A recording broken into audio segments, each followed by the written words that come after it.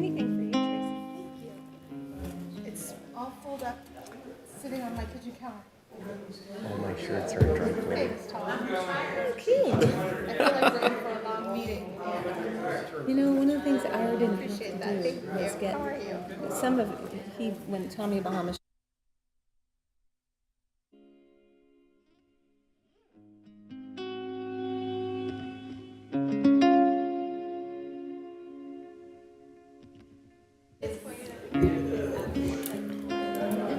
Yeah. All set?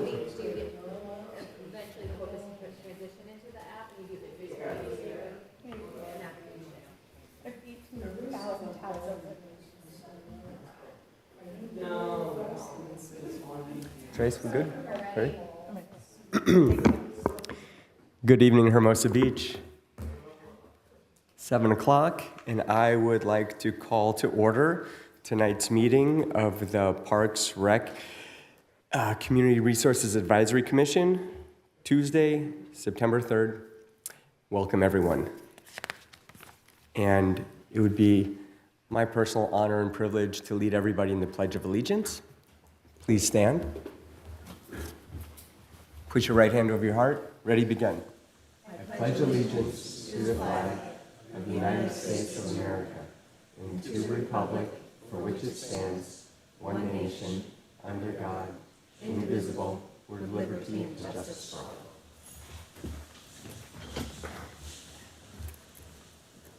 Thank you, everyone. Could we get roll call, please? Chair Lang, Present. noting the absence of Vice Chair Pizer-Maines. Commissioner Horowitz, Here. Commissioner Ellman, Here. Commissioner Maroney, Here. you have a quorum. Thank you very much. Do any of my commissioners have any announcements? We'll start to the left. No?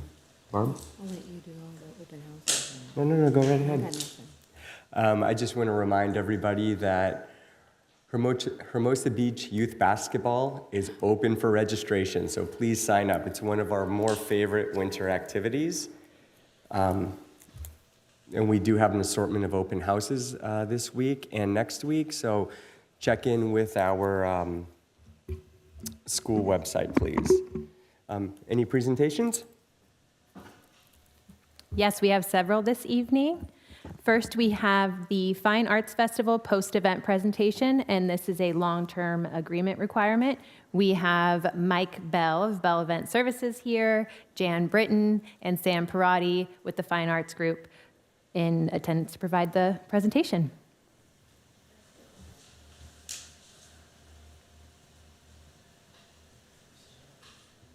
Good evening. My name is Sam Parati. I'm on the board of directors and president of the Arts Group of Hermosa Beach, and we put on the Hermosa Beach Fine Arts Festival. I'd like to thank some people. First, thank Lisa Nichols and her staff for helping us out. Whenever we have issues, we seem to get them resolved fairly quickly, and I want to thank you, Lisa. Over the years, you've really been helpful. I also want to thank the members of our board of directors. In an alphabetical order, Don Atkins. He updates our website and prepares the kind of like the software for the posters and the postcards, and gets them printed up and things like that.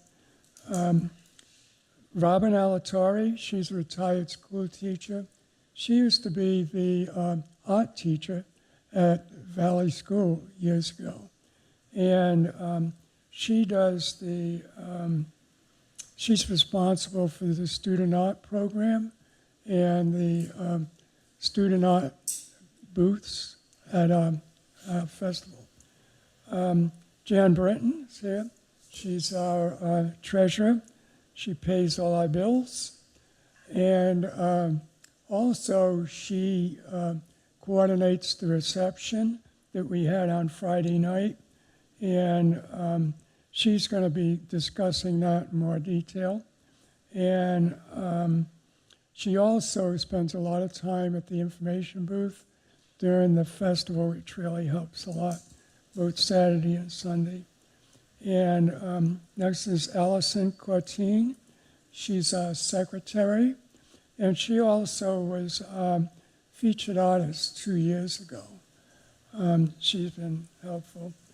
Lynn Logan, she coordinates the Friday night reception, and she's also a school teacher, and she's now taking over responsibility for the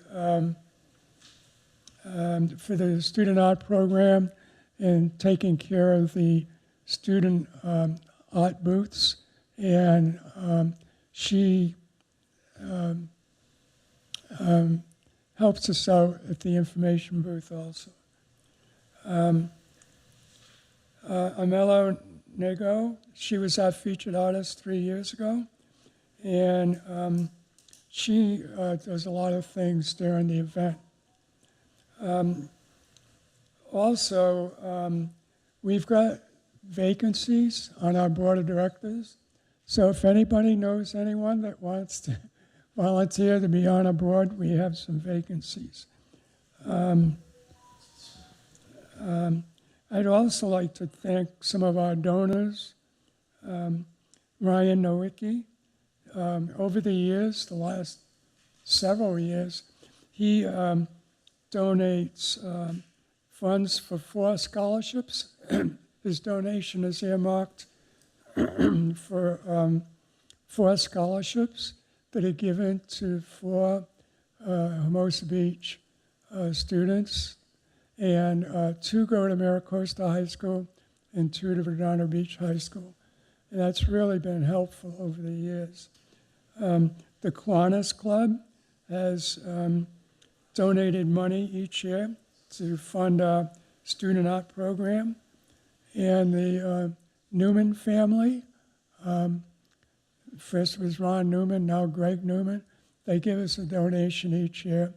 And it's been really helpful. It just goes into our general fund. It isn't earmarked for a particular program.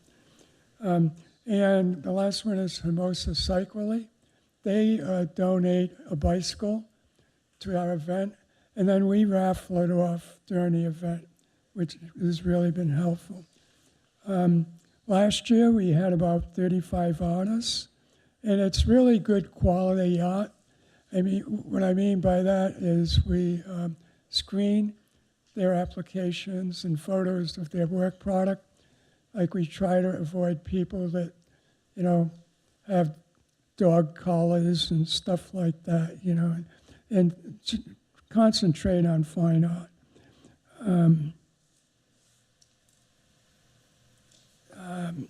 On Saturday, the weather was really June gloom. In the morning, it even sprinkled a little, so our attendance was pretty bad on Saturday because of that. And a lot of the artists didn't do as well this year as last year, and I think the weather had something to do with it. Also, Sunday was a little bit better. And strangely enough, after the event, I'd be talking to people, and they'd say, "Oh, I forgot all about that." So what we're planning is that next year we'll maybe have more ads in the local papers, and maybe a Second Street banner, perhaps a food truck, we're not sure, and maybe some live acoustic music, nothing really loud, just, a musician playing. And our featured artist this last year, Emily Tanaka, during the event, she set up an easel and just got out there and started painting. And that, I was surprised at the amount of children that gathered around to watch her. And of course, the adults came by and looked. But I was really surprised about the amount of younger people that were interested in that. But,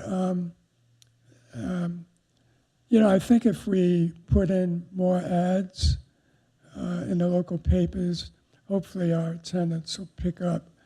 But, and hopefully the weather will cooperate a little bit more. But Jen has some remarks also.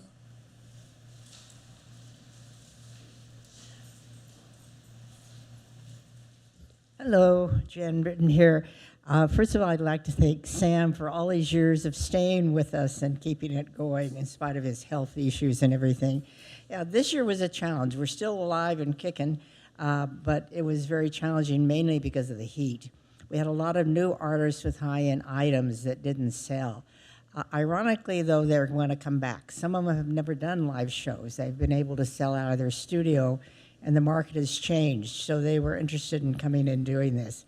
And then we have regulars that come every year and sell, and we, as you know, we have all the way from $50 items to $50,000 items, and people come sometimes just to follow the artists. The other things that added this year and last year was our refreshments and our popcorn and waters being sold by the Boy Scouts. And this has become a major project to them. And next year, they even want to sell cotton candy. I mean, they've really gotten into it. And what's great is not only the Boy Scouts and Girl Scouts show up, but the parents and the parents shop. So it's a wonderful family event. Also, Family Theater did perform. The problem is, as we always have, is we can't have microphones, but we are planning on doing something more next year with a stage where they can still perform without microphones, and possibly food trucks or something, back to some of the ways to make it more of a festival. But the artists that come every year sell, and people like their products. It's also wonderful that we still have Mike Bell, one of the last events in Hermosa he supports, and his group is wonderful to keep us going, get us set up, works very closely with the city, and the city cooperating with using the lawn and different things that. So the reception we've done, this is the second year, we do a meet and greet in the museum, free for the artists and community people. And it works really well because the artists like to talk to each other, and also they get to see our history. Many of them have never been to Hermosa before. So it turns out to be added pleasure for us to introduce them to our history in this city. Any question for me? Commissioners?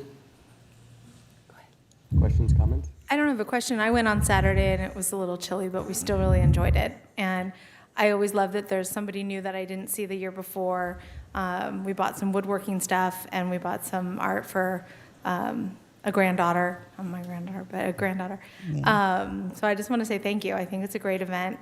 In terms of putting more ads, I would just maybe encourage social media too. You know, just encourage all your artists and your donors and your sponsors and the board of directors to post and share, because you guys do a nice flyer. So I would just make sure that maybe the city or the chamber or anybody's just sharing it. If you put it out there, I'll share it. Okay. So Great. just another way to get some free advertising in advance of the festival, because it's so well done. Thank you.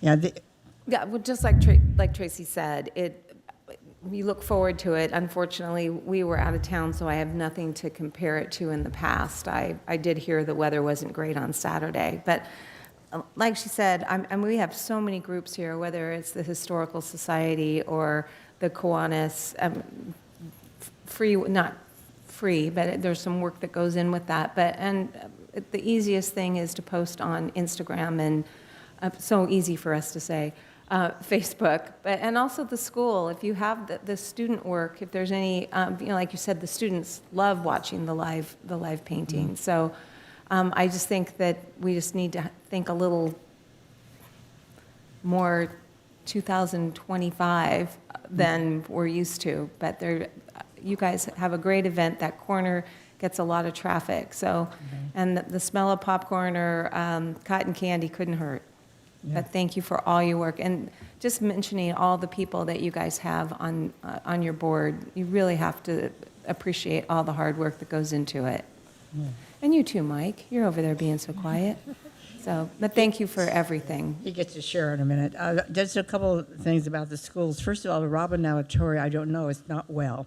She has a brain tumor, skin tumor that's gone into her brain, so she is pretty well isolated.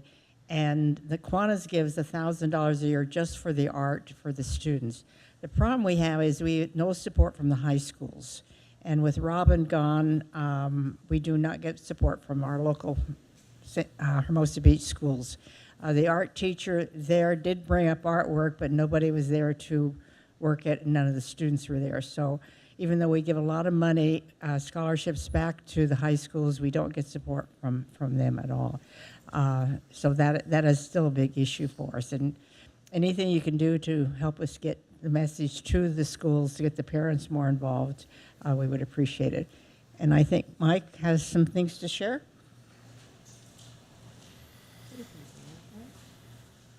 Thank you, everyone. Michael Bell.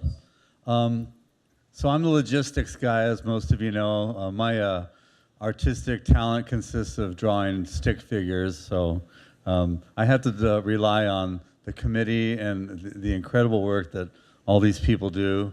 I'm the hired gun, and this is a labor of love for all of them.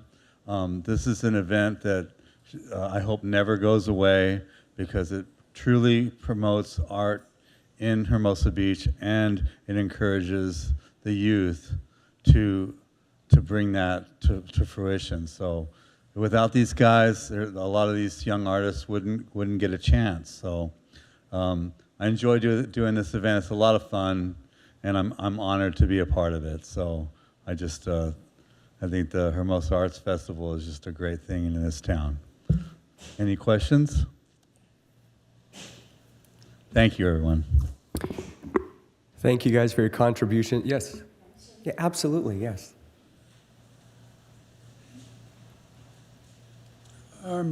We do have some social media.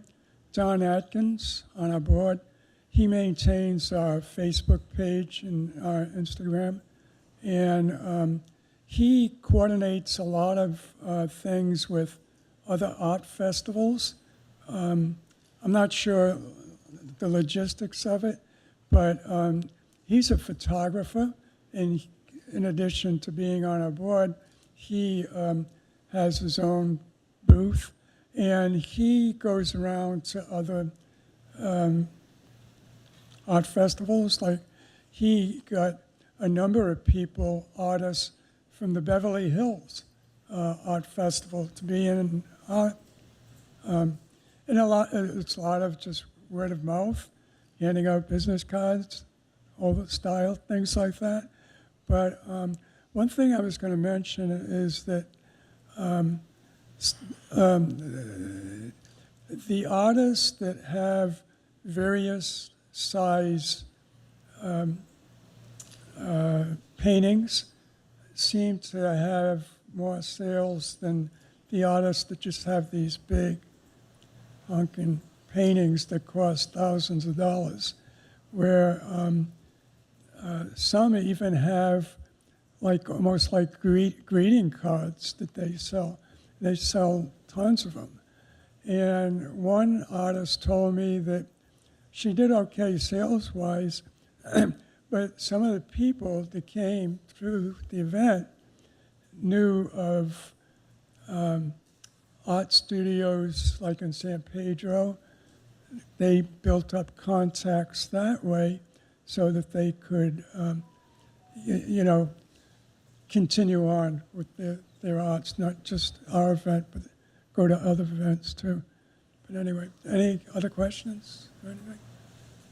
Okay. No, I just want to say thank you for your contributions. This is an event that not only I personally look forward to, but the city of Hermosa Beach does. And anytime you can promote art and do it in the way you guys do, it's special. So thank you very, very much. We appreciate it. Looking forward to next year, and you had me at cotton candy. Next presentation. Thank you, Chair Lang. I just wanted to make note that I skipped over item 4, which is the upcoming city events presentation. But what we can do, if the commission's okay with it, is we can continue with item 5 and having the organizations here present, and then I'll just do the upcoming city events presentation under Community Resources Director updates. Sounds good to me. Thank you. All right, wonderful. So next is the triathlon post-event presentation, and this is a long-term agreement requirement, and we have Michael here in attendance. I gotta watch out, I'm loud. Good evening, and thank you very, very much for having me. I'm with the Hermosa Beach Triathlon. We lost track, but it's 30 plus years that we've been doing the event in Hermosa Beach, so thank all of you for allowing the event to happen, and thank you really for the long-term contract, because it just makes it, I think, easier for everybody, easier for the city, easier for us on the paperwork side. And before I give you just a quick summary of this year's event, as you guys know who have seen me before, we could not finish the event without you. So here's finisher medals for everybody. I guess one person's not here, right? Correct. So you can hand them to me and I'll pass them down. So that's fine, right? Yeah.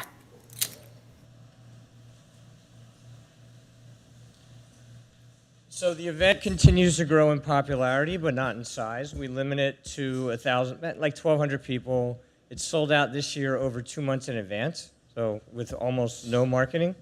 So it's just a word of mouth, reputation.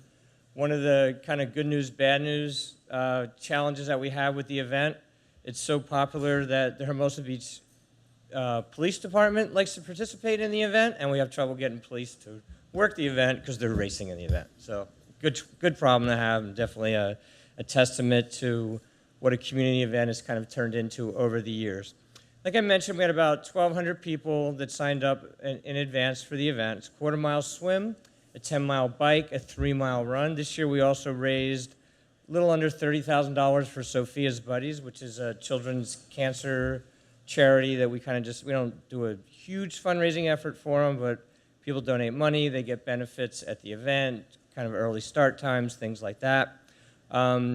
Challenges that we've had in the past that I think we've really done a good job of working together with is the local restaurant. So for those of you that don't know, we're set up right in the heart of Pier Plaza. Again, thank you for that. And we just try to spend a lot of time talking to the restaurants, letting them know when we're going to be there, when we're going to be torn down. And I think we have probably about 700 spectators, and almost everybody goes to the restaurants after the event, so they're just full of people with those finishers medals, with the event t-shirts. And I think the restaurants kind of over time have learned to appreciate that and understand that, so we have a pretty good working relationship now with everybody that's there. It's also a help that it seems like things have settled out with the outdoor dining in the plaza, which was kind of a influx over the years, and now that it seems to be a little bit more kind of defined, it's helped a lot. So it's helped us kind of know where we can set things and how we can leave walkways and things like that. City's been great. We didn't make any real changes to the courses. Nothing major that really kind of had changed in probably 7 or 8 years, maybe a little bit longer than that. Another one of the things that I think is great about this event and how we work together with the community, it starts at 7 a.m. By 9:15, we were off the streets. So we try to be gone before anybody even knows we were there. We don't set up Pier Plaza till 3 a.m. on Sunday morning. It was August 11th, by the way.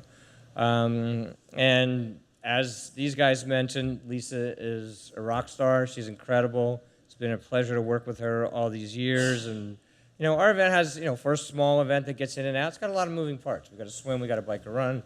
We're closing streets. We're going out to Manhattan Beach. And she's just done a great job of coordinating all the pieces and making sure everything comes together. I think that's it. I don't have a whole lot more questions. And thank you. Any questions, comments? Thank you very much. You're right. You start early and you're gone, and that's great. The only thing I would like us to revisit next year is the bike parking. Taking the bike parking so early off the plaza, it's really hard. So if we can figure something out, that's where I'll be next year when you come back. Try and figure out. Lisa, is that something we can talk about? Yeah, so you're talking about the bike parking the Saturday before or Yes. during setup, if there's any way to have the bike parking available for a longer period of time Yes. on that day On and not that taking up the Saturday. entire day. Not all, I mean, I realize at some point in time, but Right. that's a lot of bike parking to lose on a weekend on the plaza. So if we can figure something out, I that'd be think great. there might have been a minor change to that. So our only goal is not to have bikes there at 3 a.m. on Sunday morning. So we're fine with people parking. The challenge I think that's experienced over time is that people haven't followed the signs. Right. So I think the city maybe this year, I don't even know if you did it earlier, but they definitely did a really good job of blocking them off this year. Because again, like I think in the past they had to cut bikes and take them, and I think I think there was like the balancing act between you make sure people know and know well in advance, which again city staff did an incredible job this year, and that was a little bit different. They saran wrapped every bike rack, I think out of interest and respect to the people, so they don't get their bikes cut off and towed. Our only need is from 3 a.m. till 11 a.m. Perfect. And the challenge is how do you make that happen? Yeah, so we'll discuss that further with our Community Services and Public Works team. Thank you very much. Once again, an event that everybody looks forward to. And compliments on the cool finisher medal. This is really, really Oh, thank awesome. you. Yep. Thank you very much. All Look right, forward thanks to a lot. seeing you next Appreciate year. it. Thank you, Appreciate guys. it. Thank you, Lisa. Next presentation. Thank you. Our next presentation is the Shakespeare by the Sea post-event presentation, and thus it's going to be provided by Dempsey Nelson. Yes. Thank you very much, Lisa. Thank you, commissioners, staff. 27th season, Shakespeare by the Sea, and for as many seasons as we've been out there, Hermosa Beach Valley Park's been a home for it. Originally the first 5 cities, Hermosa was one of them, and the audiences still continue to love it as they did this year. The good news is for Hermosa, once again, we fully funded our 2 performances. And I can't say that for a lot of the other communities. Of the 17 we're back up to now post-COVID. We were at 22 before COVID. Coming back in 2025, we were down to 13. We're picking up some cities again. But we're going to look really closely, our artistic directors. We may drop some venues next year. Even though the folks enjoy it, the community hasn't supported it financially like our community has. So that's the good news. Thank you, Hermosa Beach. And that money comes from, I can even break it down. It's funny, I hadn't actually seen a breakdown like this, but our income, just thinking about the Hermosa venue, was $23,424. And that comes from everything, the corporate, the foundation stuff, the ads, personal. The only bigger number than what you, the city of Hermosa Beach, gives us to help these free performances happen and is from personal donations from the community, which were $8,406. Everything else is the concessions and all the other stuff because we do try to stay free, but can't do it not free. So again, the gross income was $23,424. Our program expenses, insurance, our artists and cast and crew, which do get paid a minimum wage, and production expenses was $23,375.10 for a net profit for Hermosa Beach of $49.80. As I say, that can't be said for most of the community. So thank you very much. We're going to be back next year. I'll get to the bad news. The bad news was, and I wasn't surprised by this, our attendance was down. For both shows total, it was down. It was at 536. I think that's 586. I think that's a little low. I think maybe we were a little better than that. But I'm going to trust Suzanne's numbers on this. This is down from 700 for both shows last year. Cardenio, which was something nobody had ever heard of, that comedy, we actually did better, an estimated attendance of 330 folks. For Henry IV on the 11th, 256. Now, I anticipated it was going to be down a little bit for this reason, this very specific reason. For the first time since 2007, we had 2 venues in Redondo Beach. And the Redondo Beach venues had an attendance of 470 people in, again, their first year. But even Manhattan Beach and Pollywog Park, which along with us was one of the original 5 and has been at Pollywog all of these years, they were down 300 people. They had 900 for both nights together, down 300 from last year. And again, with attendance being down, raised at our Hermosa Beach shows from raffled merchandise and concessions. Part of that number I gave you before is income, $3,827. This was down $870 from 2023. Even though I auctioned pies the first night, and as usual, Steve Collins and his crew from Hermosa Cyclery kept the bidding going, and they bid $230 for one pie. And because Baker Dave at Hermosa Pie and Cake was gracious enough to provide a second for that night, I gave it to the second bidder, which were three people who had pooled their money for $210, so we got a total of like $400-something for that pie. Next night, $85. So that's all part of that stuff. Okay. We couldn't do this without your support, with the support from Brian and other staff who were there for us, and also Public Works, always, I attended 6 of the venues, both shows, everywhere from Long Beach to our closing night in a new venue in San Pedro. So I saw both shows. I saw 12 productions. And there's no better venue than what we provide here in Hermosa. And the actors love it. That's also because one of our great contributors is Rotary, and they also offer their clubhouse for us, for sort of a green room and dressing room. But again, the film, part of that income, that support, is because of Kiwanis, Rotary, Friends of the Parks, Women's Club, and all our great businesses. And I'm hoping we'll have all of them on board again next year. So, because the people who come love it. And we'll get the attendance up next year. Well, I'll give you the other option. And I passed right over this because I thought they were both shows. What Suzanne said, the other thing other than the Redondo venues, lesser known play titles. When you hear Hamlet or you hear Romeo and Juliet, numbers are going to be bigger. And our practice has been to experiment a little in one year and then go with tried and true titles the next year. So I have a feeling that's what's going to happen. We'll know that around January or February. Any questions? Questions, comments? No? Dancy? Just thank you. As there's not much else to say, you always give a great report, but just thank you. It's an unusual evening, and can't ask for any more. Yeah. Well, as I told you, you don't even have to like Shakespeare. It's just wonderful to see that many Hermosans out there in Valley Park enjoying a beautiful summer night out. That's what got me involved, so we'll keep it going with your help. Well, Dancy, thank you for carrying on a tradition that holds a soft spot in the community's heart. And compliments on the T-shirt. Who did the art? Yeah, that is there's fabulous. Again, I got to say, between Suzanne and Stephanie, our artistic directors, there's new logos this year. This was for Big Fish supporters. We did have a special T-shirt just for these shows, as we will every year. And that's a big part of it. One of the things that's fun about being Shakespeare by the Sea and sometimes colder venues, there's always an opportunity to pitch. We've got some nice swag, sweatshirts and things back there if you didn't bring enough to keep you warm. So, thank you. I'll pass along the compliment. Well, I'm a small, so if there's any smalls left, I'd love to purchase one. Thank you for the support. I wish I had come with medals for you. I'll think of that next You're year. the best. Thank you very much. Thank you. Next presentation. Next up is the JVA BVCA Hermosa Beach National Championships, and we should have Jeff Smith attending via Zoom to provide the presentation. Hi, everyone. Hello. We can hear you. Okay, great. Thank you. Great. I don't know how to get my video on, but I guess it's okay to not have the video. If it's not working, then let's proceed with just the verbal.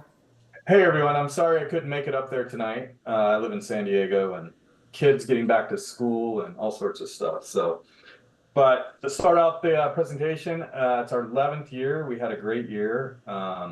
We always do really well working with Lisa and the staff, and just really preparing is really kind of what sets it, in motion with no major issues. We had 403 in our individual team competition. We had 228 teams in our collegiate format.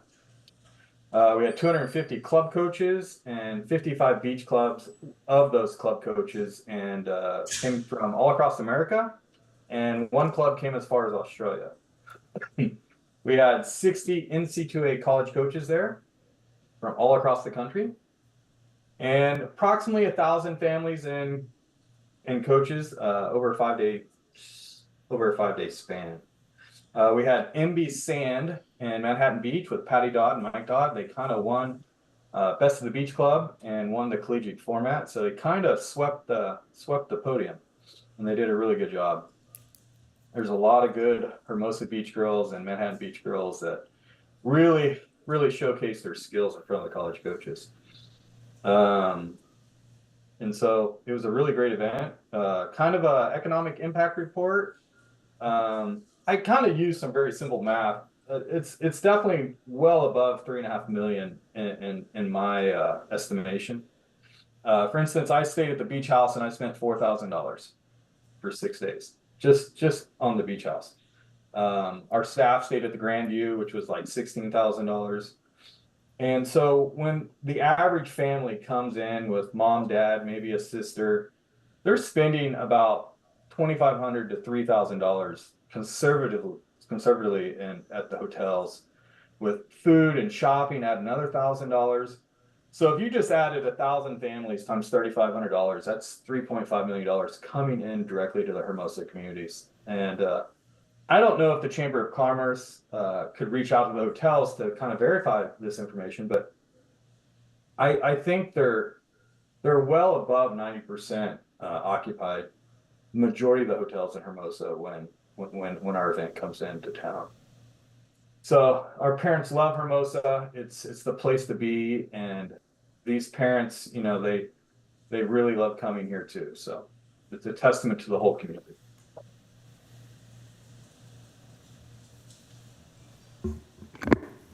Any comments or questions? Well, I learned a lot this summer. I got a nice tour of the event, and I really appreciate the effort. And there were so many families in our city the month of July. It was amazing. So I truly, truly am grateful and look forward to next year.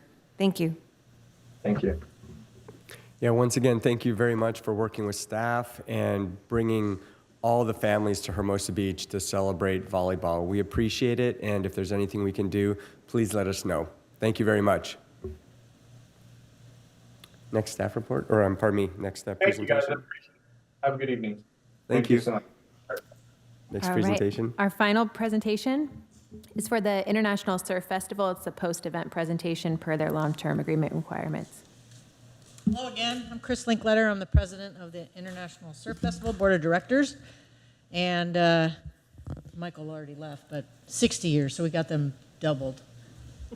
Everything went well, as far as I know. We had started off Wednesday with the Medal of Valor. Thank you for attending, for those who did. And I had your permit coordinator check in with me at least 3 times during the events to make sure it was going well on our end, and I didn't hear anything back, so I guess everything went well. So for a review, our board of directors is 5 people, and we oversee, we're the umbrella over 14 different events that occur in Hermosa, Manhattan, Torrance, and the Redondo Yacht Club.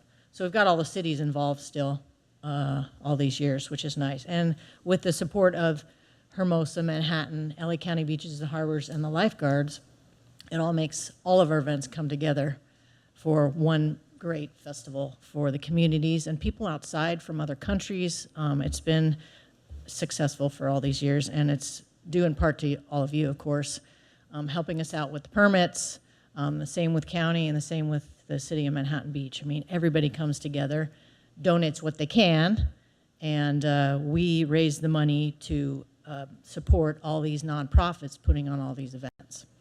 So for here, I'll just focus on Hermosa. We had the lifeguard night events Friday and Saturday night. We had 440 professional lifeguard competitors, 105 junior lifeguards, and we had other lifeguard agencies from Laguna, San Clemente, Long Beach, and Ventura, which is California State Parks. The spectators, we do have a video up on our website, surffestival.org, like I showed last year. However, we couldn't share the link, I guess. It's a YouTube video. Yeah, on our new agenda meeting software, we have not been able to link or upload the videos, Right. but we're looking into that. Okay, so it's up on our website. It's a snapshot of every single event. And it shows the spectators on the beach and the spectators on the pier. The night events, the pier's lined with people, as usual. And we had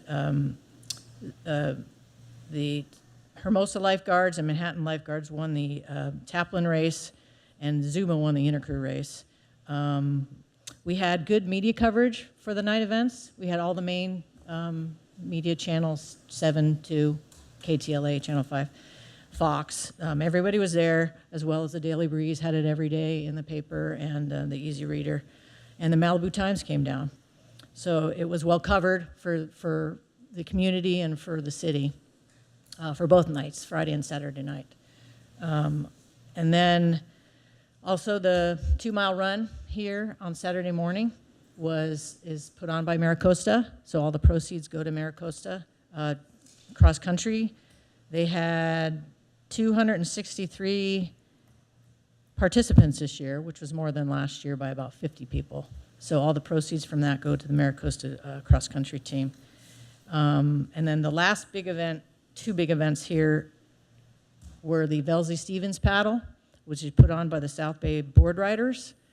And they had 165 paddlers, 125 pre-registered, and 40 signups on the beach. We had a new timing company this year for the swim and for the paddle, which worked out well. And for them, South Bay Board Riders is a 501c3. The proceeds go to programs for Surf Series, Grama scholarship funds, peer-to-peer youth outreach programs, environmental programs, and other outreach programs. So it's a great fundraiser for the South Bay Board Riders. And the big event was the peer-to-peer swim, Hermosa to Manhattan Pier. We had 1,200 swimmers this year. Only a few medical issues. Unfortunately, they're in Manhattan when they get done because people got cold. So we had some hypothermia a little bit. But we estimate there was at least 500 spectators lining the pier, walking all the way down, and for those. So that's pretty much it. I mean, this is 60 years, and we really appreciate all the help with the permits, the support from everybody, the cities and the counties and the Chamber of Commerce's. Any questions? Any questions, comments? I don't have a question, but I will say, I know you've had 60 years to perfect it, but the ability to choreograph and coordinate all of the events the way you do is really something. So congratulations on Thank that. you. You know, we start in March, and we meet once a month, third Wednesday if you'd like to come, at the Yacht Club. And all of these events have been around a long time, and the coordinators have been around a long time. So it's just like clockwork. We're very, very lucky. It's seamless, which really, as a spectator, makes it so enjoyable. So thank you. Okay. That's it? Ditto what Tracy said, but I think I mentioned it earlier. The Medal of Honor dinner is a real amazing evening, and I was honored to, after all these years, to go. And I would really encourage everyone to participate and see the camaraderie amongst. There's a lot of joking going on there. I wish I knew what that was all about.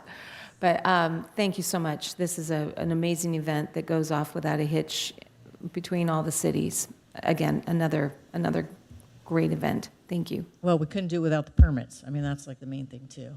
And the support, and as far as I know, everything went well. Everything did. Thank you so much Okay. to you and your So team. we got 2 more years on our 3-year permit, so we'll Chris, see you. thank you. Permits are one thing. It's the first responders that make it happen, and the culture of saving people's lives, so we appreciate it. And I do apologize. I was not there to defend my second place at the Velzy-Stevens paddle. I was out of town. But as you move forward in the planning process, let every other commissioner from Redondo Beach to Manhattan Beach to Torrance know that I'm coming for them next year. Thank you very much for your 60 years of support and tradition. I made up for you. I said I'd be the president of the board if I get to do the swim every year. So I won my age group, so I made up for you. Congratulations. All right, thanks. Thank you very much. That concludes the presentations, I believe. And then Lisa, do you want to report on the upcoming city events? Yes. Cool. Kaylin, can you cue the presentation? Or Amari, actually. Sorry. Thanks, Amari.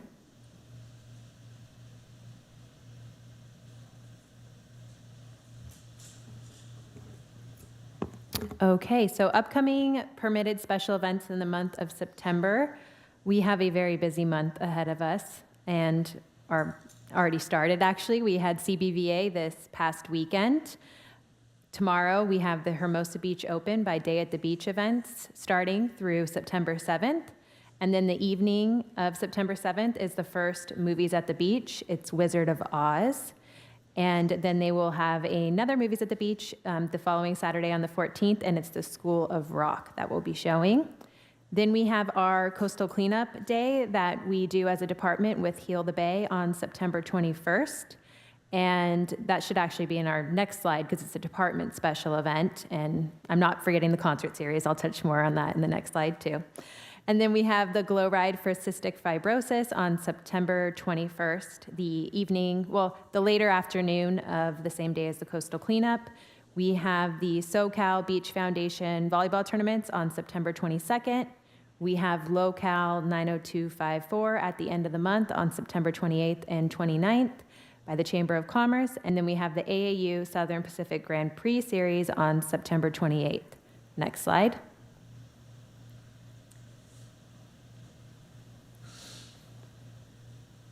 All right, so yes, city-hosted and produced special events include the Coastal Cleanup Day mentioned on the previous slide and the return of our Hermosa Beach concert series, which we are very excited for. It kicks off this Sunday at 3 with headliner Phantom Planet and openers Poppy Harlow and the Mocs.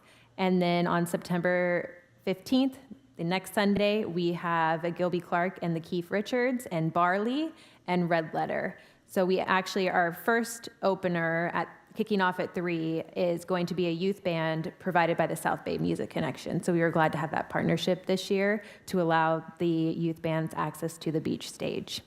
So we're very excited again for the return of our concert series. Next slide. City-hosted excursions. We have the National History Museum on September 27th. Anyone interested in signing up and for more information and times can visit hermosabeach.gov/recreation. And then next slide. We have productions in the Second Story Theater. For more information on each of these productions presented on this slide, you can go to hermosabeach.gov/theater. And though we only have productions noted for the Second Story Theater, that doesn't mean the community theater isn't booked. It is just booked for rehearsals. There's no productions in the month of September. And that concludes the upcoming city events presentation. And then Chair Ling, I can just jump into the Community Resources Director updates because really our department has been so focused on the transition from the summer to the fall season with our own programming and managing the special event permit program that I don't have much of an update tonight from our previous meetings update. So it really is just the event and everything that's happening that we just went over. Well, thank you very much. Any questions or comments from Commission? That's a lot. Lisa, did you say what time the concert series starts on the beach? 3. 3, thank you. Yeah, we're very excited for this weekend's activities. Now I'd like to open it up to public comment, please.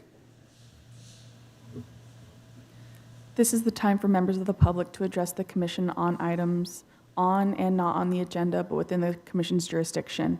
Each speaker is limited to 2 minutes and will be taken in person only. A total of 30 minutes will be allocated for this comment period.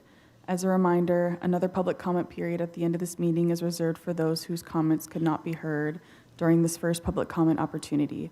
A reminder that if you address the commission on a discussion item, you will not be able to address the commission on the same item when it is heard at a later part of the meeting. Do we have anyone in the chambers wishing to provide public comment? Anybody? Going once, going twice? Okay. Public comment is closed. Thank you very much. I take it since we didn't have public comment, there's going to be no commissioner comments. Moving on to the consent calendar. Anybody want to pull anything from the consent calendar or make a motion to approve? Actually, I do have some issues Okay. with the consent calendar. Yeah, Lisa, my issues with this new format on the consent calendar, I don't know that it adds much to say Commissioner X asks various questions Commissioner why I made various comments. I don't think that adds any information, but the real problem is it's also inaccurate. Because when I go through here, I know I made comments during AAU. I don't think the triathlon people were even here last week. I didn't make any comments on the CIP. I don't remember what everybody else did, but I don't think it adds any information, and if it's inaccurate, it's a problem.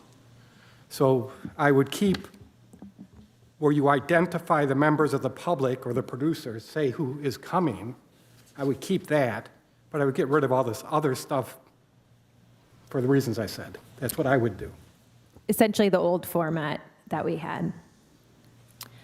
Thank you for that feedback. The new format that you see is something that we are doing to try to have our commission meeting formats match the format of the city council. So if you see their meetings, it follows the similar format before you on this. But the commission, go ahead, Pat. I see you. Right, I was going to say the commission is its own independent body, and that if the minutes do not reflect or not approvable, by the commission, that is entirely your prerogative.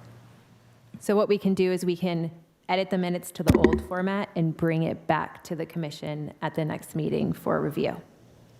That's what I would prefer. I don't know what my other commissioners. I think you brought up a great point, and it should reflect what happened. And if we aren't, then there's no reason to not waste your time, but it's just, it doesn't work for us. Thank you, Tom. Tracy? No, I agree. When I read it, I thought, okay, it just makes me think, what did that person say?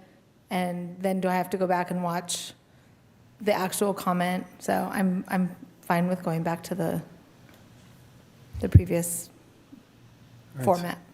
So then I would make a motion that we not approve this consent item and that we send it back to staff to put it in the old format and bring it back to us next meeting. Is there a second? I'll say it. Can we take the vote?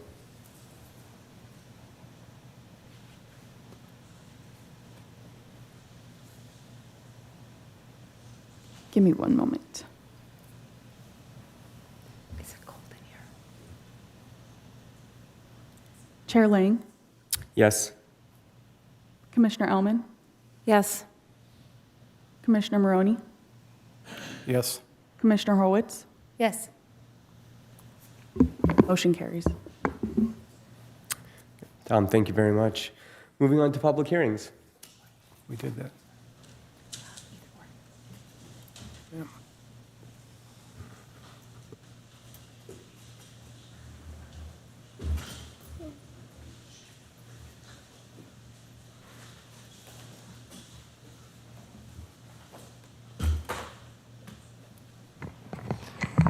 All right, good evening, Chairperson Lang and members of the Parks and Recreation Community Resources Advisory Commission. Brian Sousa, Senior Recreation Supervisor, on behalf of staff, would like to recommend the Parks, Recreation, and Community Resources Advisory Commission hold a public hearing to consider a recommendation for approval by City Council, the inclusion of the following new special events on the 2024 special events calendar. The Frosty Olympics on the south of the pier on Saturday, October 12th, 2024, and Dark Sport peer-to-peer run on the Strand north of pier and the south of the pier commercial zone on the Saturday, November 9, 2024. New events and impact level 3 events, which typically are events with the largest impact to the city, require approval by City Council. Impact Level 2 events require approval by the Parks, Recreation, and Community Resources Advisory Commission, and returning Impact Level 1 events are approved by staff. Special event application deadlines are as follow. New events, if a new event is an Impact Level 1 or Impact Level 2 event, the application must be submitted at least 90 days in advance of the event. If the new event is an Impact Level 3, the event must be submitted no later than July 30th of the previous calendar year. Returning Impact Level 2 events must be submitted at least 90 days in advance of the event, and returning Impact Level 1 events must be submitted 30 days in advance of the event. Staff received one new Impact Level 1 special event application on August 16th of 2024 and one new Impact Level 2 special event application on August 1st of 2024. The additional new special event requests recommended for approval are included on the 2024 special events calendar as attachment 3. The first event application for consideration tonight, Team Frosty requests approval to hold the Frosty Olympics on the South of Pier on Saturday, October 12th, 2024. The event would include a fundraiser cornhole tournament in support of South Bay resident Mike Frosty Foster, who is battling ALS, and to support the ALS research.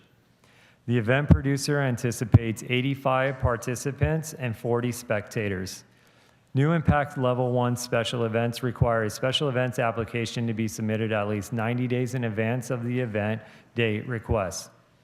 The event producer submitted the application less than 90 days in advance of the event request. However, staff recommends consideration for approval of its event due to its low impact, purpose of the event, and the community benefit.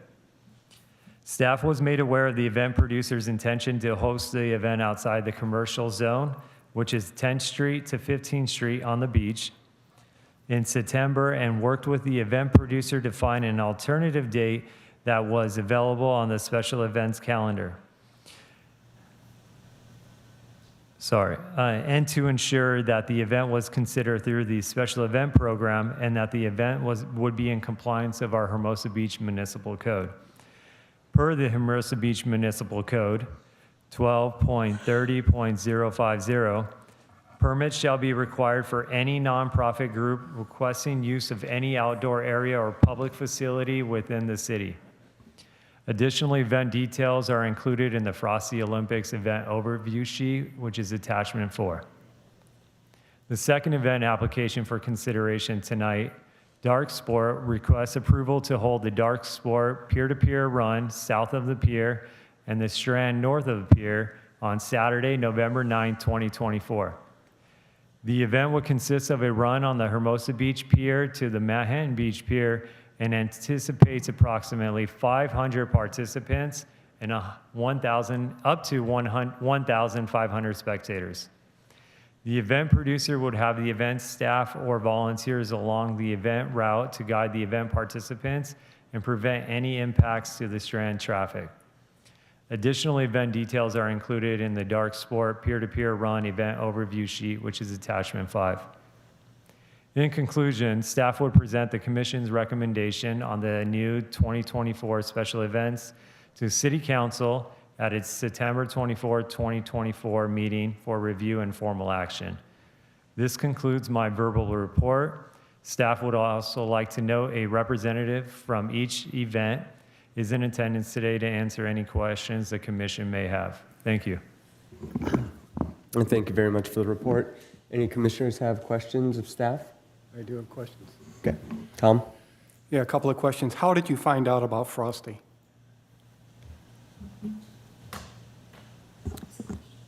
How did you find out? You said that you found out that they were going to do it in the residential zone, and then you encouraged them to do it.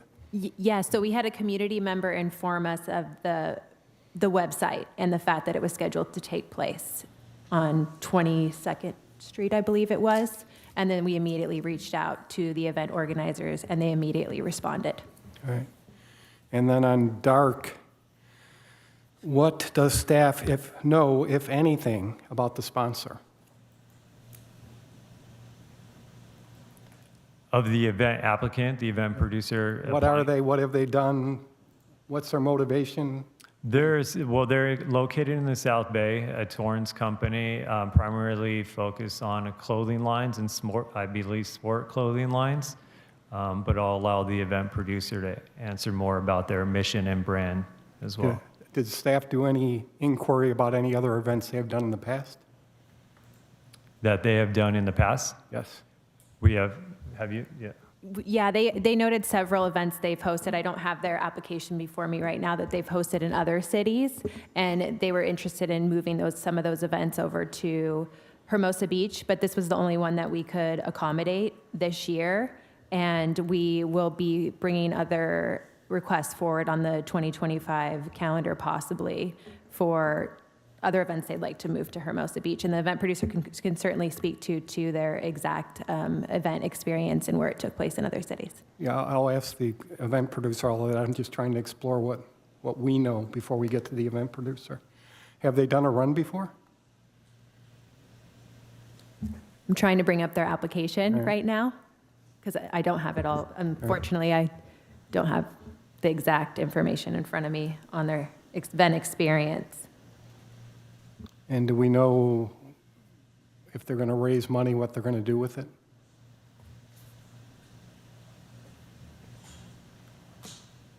There is no participant fee for the event.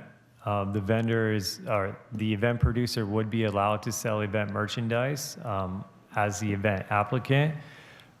They have made intention that that's what the plan they do to do so. I imagine to cover operating costs, but there is no additional fees associated with the event. All right, thanks. Thank you, Tom. Tracy, Barb, any questions of staff? Well, now I'd like to invite, we'll start with Frosty Olympics. If there's a representative in chambers, we'd love to hear from you. Yes, hello. My name is Greg Waters. I'm with Team Frosty. Could you state your name again? Greg Waters. A microphone. With the microphone. Just so everybody at home can hear. Awesome. Thank you, Greg. Yeah, give that. I'm the tall of the evening. Yes, Team Frosty. Let me just introduce. This is Michael Foster. This is the Frosty of Team Frosty. Before I start, just let me thank Lisa Nichols and Brian Sousa. They've made this process seamless and have been very helpful. To note your concern, Commissioner Maroney. Originally, we were looking at 22nd Street just because it has the ADA walkway out there. And honestly, I'm a resident of Hermosa, homeowner. I kind of avoid the pier just when it's sucked in. So I didn't know there was an ADA walkway there. And the current Google Earth image doesn't have that ADA walkway. So we figured our choices were 2nd Street, 22nd Street. Let me just say, Team Frosty is a great organization born of a terrible thing. Frosty here was diagnosed with ALS about 3 years ago. And this is a community to provide financial and moral support for he, his wife, and his 2 daughters. He's a longtime South Bay resident. I've been hanging out in Hermosa Beach since I was old enough to catch a bus from Harbor City with a surfboard under my arm. The Frosty Olympics are something we used to do when we were younger, skinnier, and single around his birthday, that we just do a day of beach games, body surfing, all that stuff. So when he was diagnosed with this terrible disease, the natural inclination was let's get this thing reborn. We weren't an official 501c3 until late last year. Our last event, we did one at 22nd Street. We had like 80 people. We didn't think we hit the 100 people threshold to apply for a permit. It's probably my mistake more than anybody, just misunderstanding the rules. But when Ms. Nichols reached out to me, I called her right back and said, what do we got to do?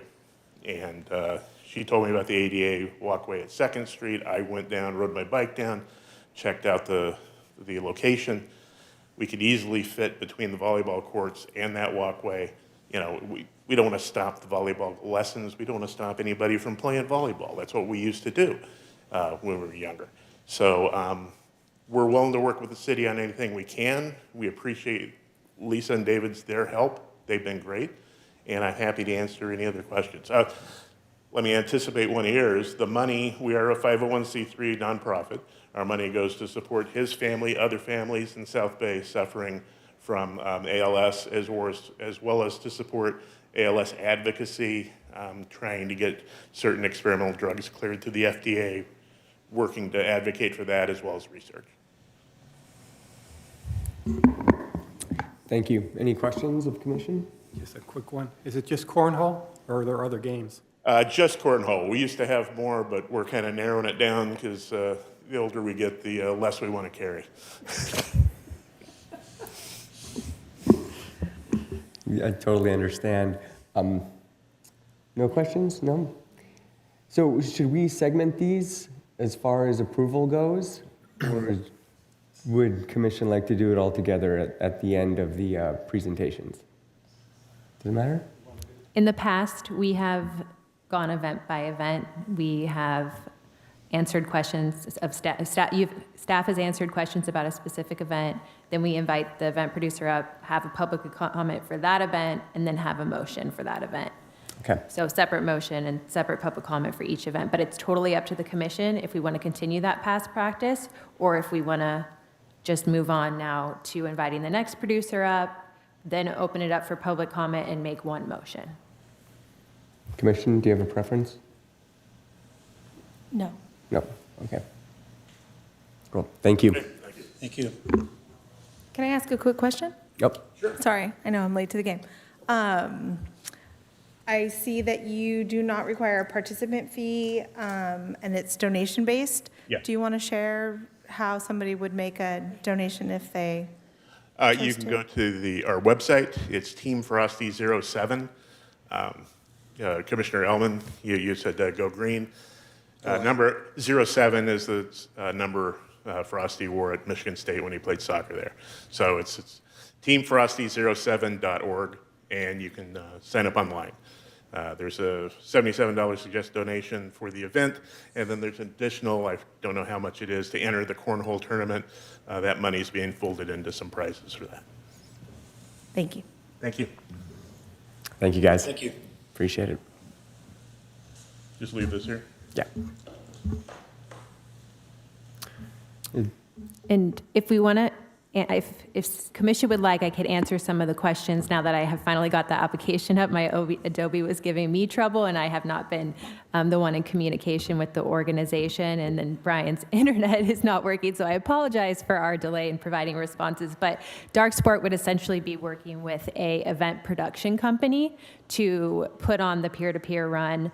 And they've done other events in the past, such as a music festival that Memento Mori in other cities. We don't ask in our application for them to list exactly every type of event they've hosted and where, but they have this organization that they're working with, this production company, has 15 years experience producing events. So I hope that provides a little bit more insight. Have we worked with that production company before? Let me bring it back up. I don't believe that we have. No, it doesn't seem familiar to me. Okay. Do we have anybody from Dark Sports?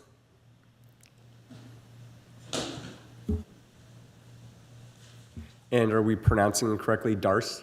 Dark. Dark. Like Okay. dark Awesome. night. Okay. Does this work?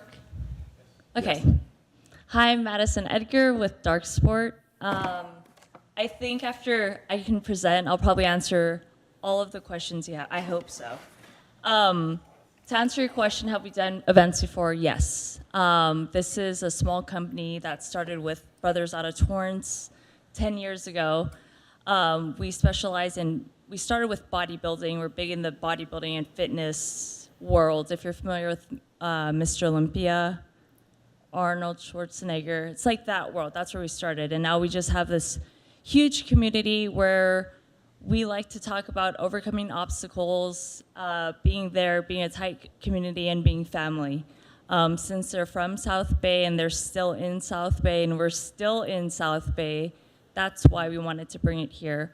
Our other events include a festival, Memento Mori, that we did at the LA Coliseum, where USC plays. We had 5 DJs. We had 4,500 people attend. That was like our biggest celebration ever. We didn't charge a single ticket fee. We didn't charge for drinks. We didn't charge for food. We didn't charge for anything. We did sell merch, but that was never going to cover the cost of anything. It was more to bring our community together. Have we ever produced a running event? No, and there's a reason why we're doing this. And it's not because everyone is suddenly into running, which I'm fully supportive of, but it's because we're debuting a run shoe. And I brought it so you could see it. You might think what I thought when I first saw it, how is this a run shoe? It looks like a lifestyle shoe. It actually is a great running shoe. This has never been seen before in the public, but here it is. It's our run shoe. It's called the Run One. What people don't know is, and this is one of the exciting things for the community, we're going to be giving out hundreds of pairs of these. Again, this isn't something we'll ever make money on. It's really to celebrate our community, because they took, again, a small company started in a garage with brothers, and now we are this multi-million-dollar clothing company with the greatest community that's just full of excitement. So we want it to be somewhat in our hometown. Everyone, when we said where in South Bay should it be, every single person said Hermosa Beach. So we plan on it being Hermosa passing through Manhattan Beach. I have another meeting about it tomorrow. So that's the why, and this would be a level 2 event. Our other events, I said Memento Mori was about 4,500 people. Our other events, we did one in Brooklyn, Houston. We have another one in 2 weeks in Phoenix. Those all go anywhere from about 500 people to 1,000. So that 1,000 people is our sweet spot. Being that we're made up of a lot of bodybuilders and strength enthusiasts, that's why we say we'll probably have 500 participants in a run walk, but a lot more spectators.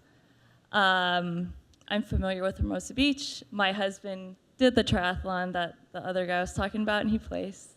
But it's really exciting. I would love to answer any questions. I do have a lot of questions for you. The producer of the event produced all of our other events. I have full confidence in them. So the DJs that we brought on for that music festival are Cascade. He's a big-time DJ. We kept that announcement completely confidential until he arrived on stage. So we're really good at keeping things under control. A-Craze, who's like a newer DJ, and some 3 other DJs. So that's why one of the things we're applying for is the amplified sound permit, not to make it crazy, not to make it a festival at all, just to create that ambiance, because this is really a peer-to-peer run walk. And to answer your other question, we want to raise money. We've donated heavily to a lot of cancer foundations. If we get the approval and have the turnaround time and find the solution to do that successfully, we would love to. We donate regularly, but right now, since this is the first thing and it's really debuting this shoe, we would like it to be focused on that shoe. When it comes to selling merch, this isn't a huge thing. It's just people like to walk away with something, so it'd be event-specific shirt. I can bring them to you post-event if this is all successful. It'll have the date, the location, Dark Sport, our wolf, and the other thing that we'd be selling are hats. We would also have some vendors, hydration drinks, energy drinks, protein muffins, because you can't have a bodybuilding event without protein. And besides that, just things to make it more comfortable, and that we know we need porta potties, if we need the bike corrals. Whatever we need, if you're excited about it, we are 100% flexible and wanting this to happen, so we will abide by anything that we need to do to make this happen. I've been doing events for 15 years.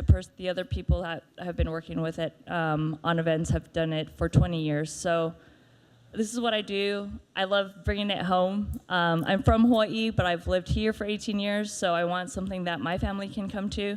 And I am happy to answer any questions. Thank you. Any questions from commission? I'll start with Tom. How many DJs?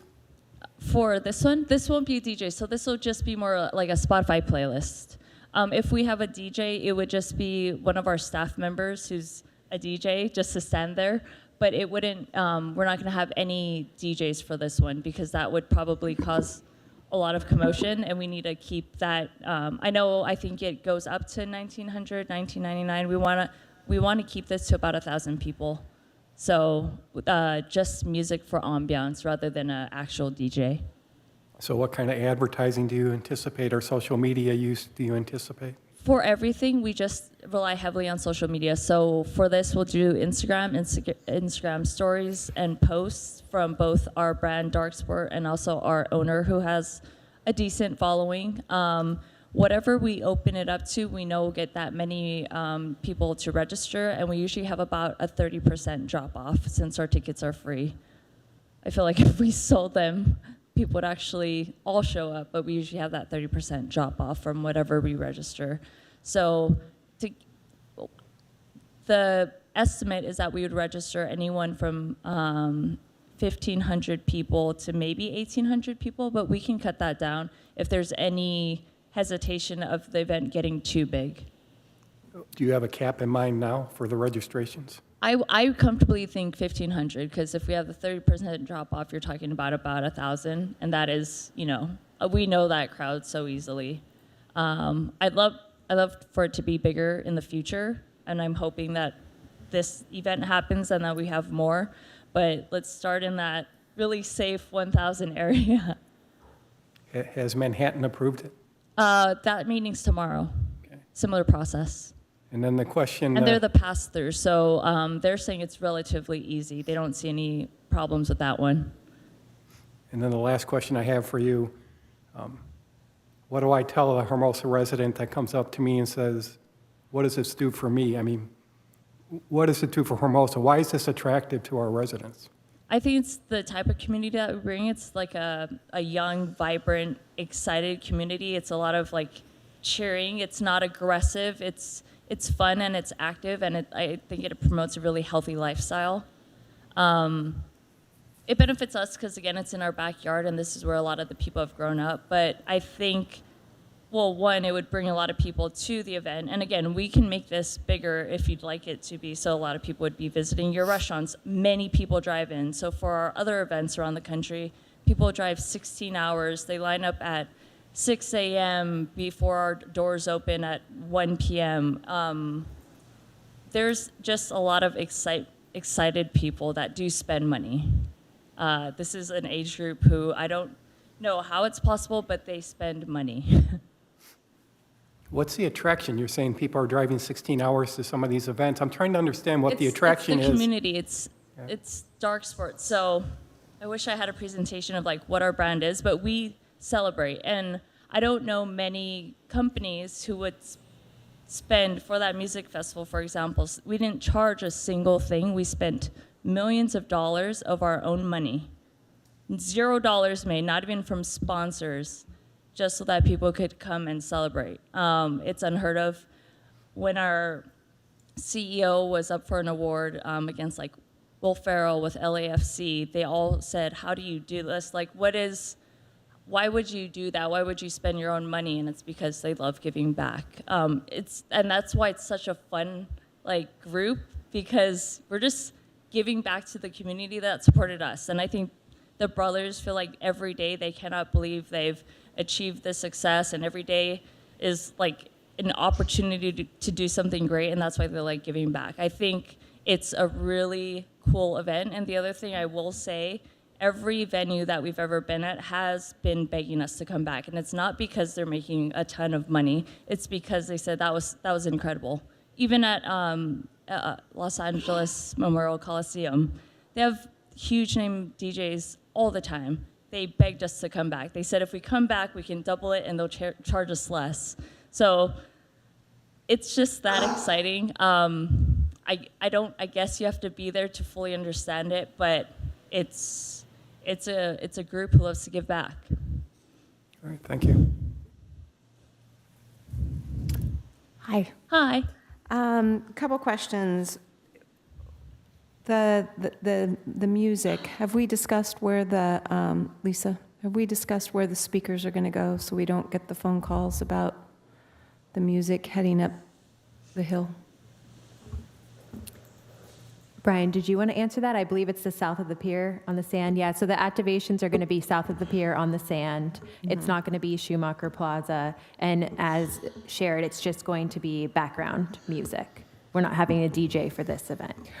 Right, I just want to be sure we don't, sometimes when we get excited and there are a lot of people, the music tends to go up. Yeah. And that's when we get complaints from people that live. You'd be surprised how far the sound flies up the hill. Yeah. Okay. And we will ensure, just so the commission knows as well, that speakers are facing the ocean, which definitely helps with that. Right. Yes. Just want to be sure that's okay. How many shoes are you giving away?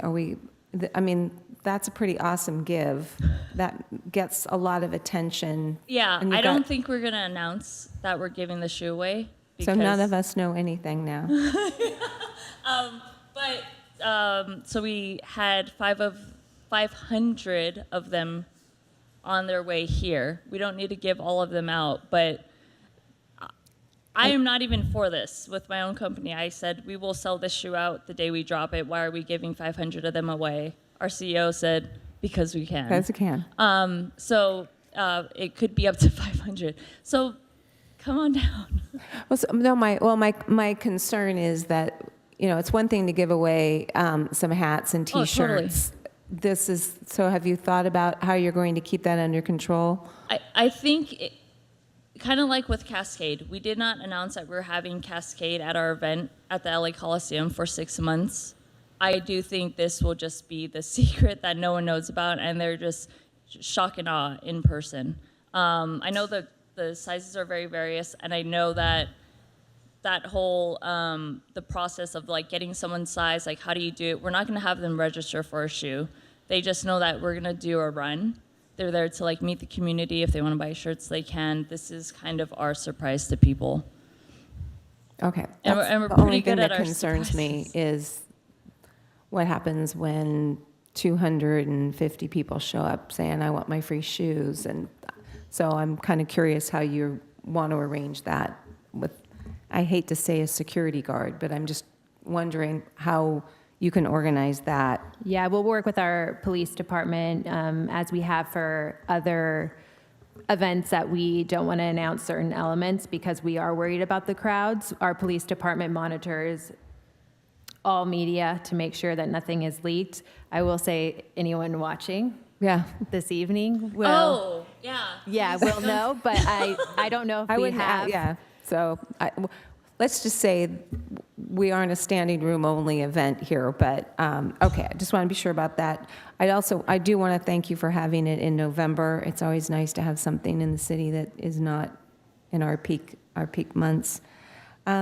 You're thinking that you could have as many as 1,500 people watching?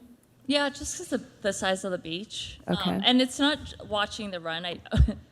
I think they're really there to like meet the owners. The owners, because they give back so much, they have been like very exciting for people to meet. Mm-hmm. So they will not be running. So I think a lot of it will be, a gathering, like, hey, nice to meet you, kind of like what's been happening at our pop-ups. They're not a spectacle, but it's been really cool seeing those interactions that I think if you can run and you want to walk, great.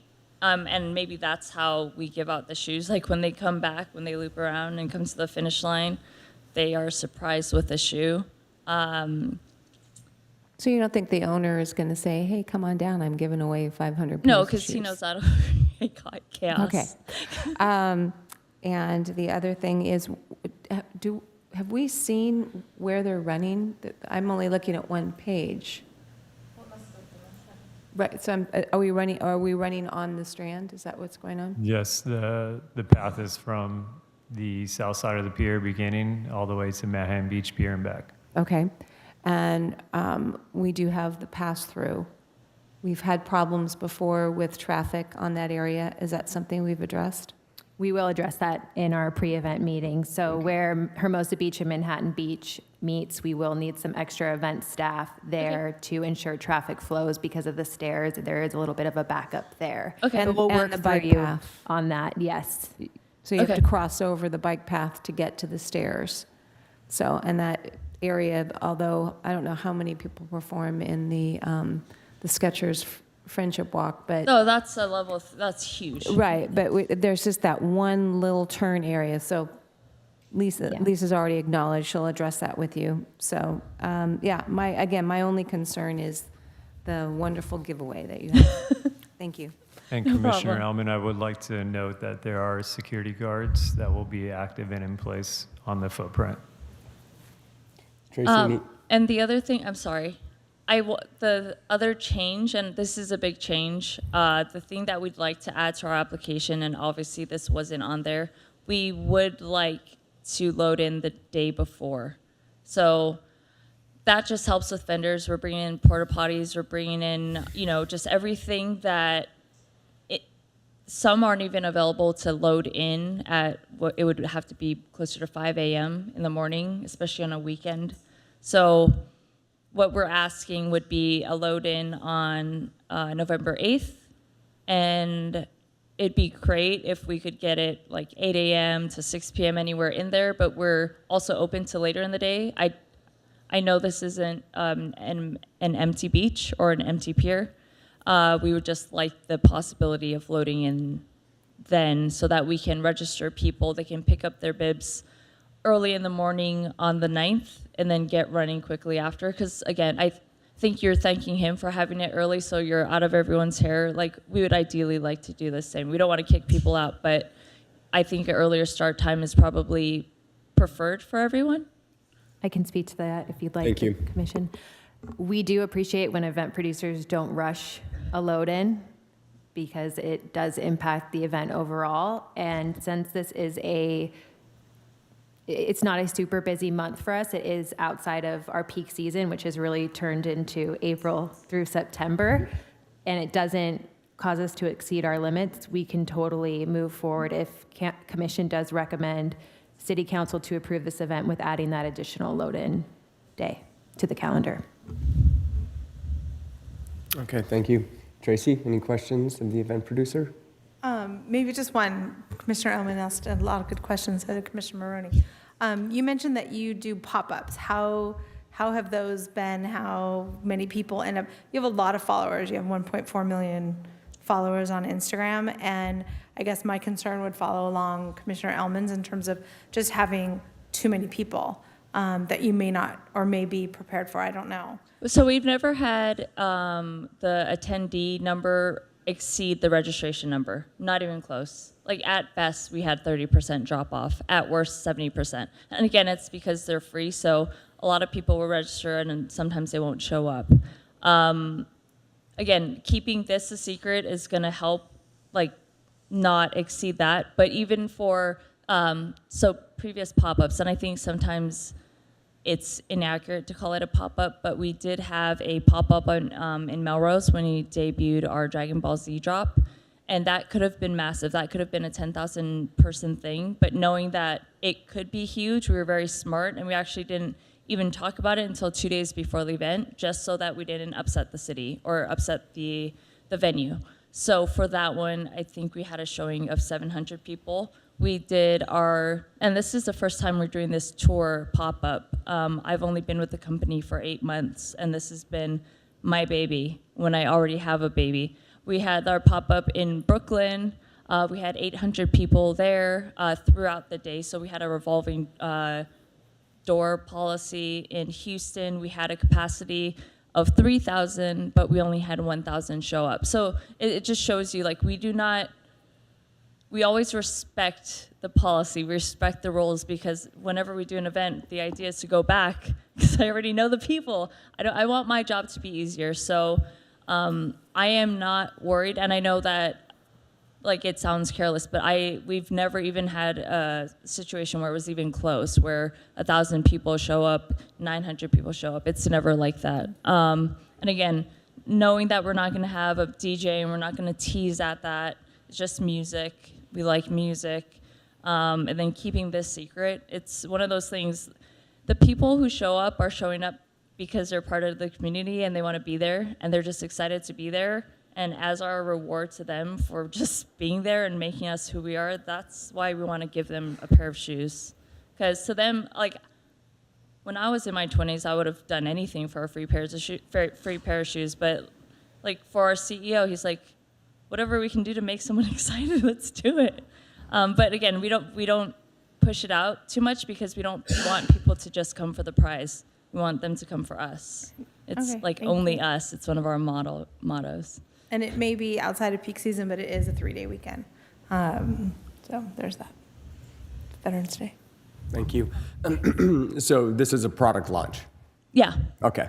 Cool. soft product launch. So this won't be available yet. Mm-hmm. At that time. It's like a product surprise. Yeah, people don't even know we're coming out with it.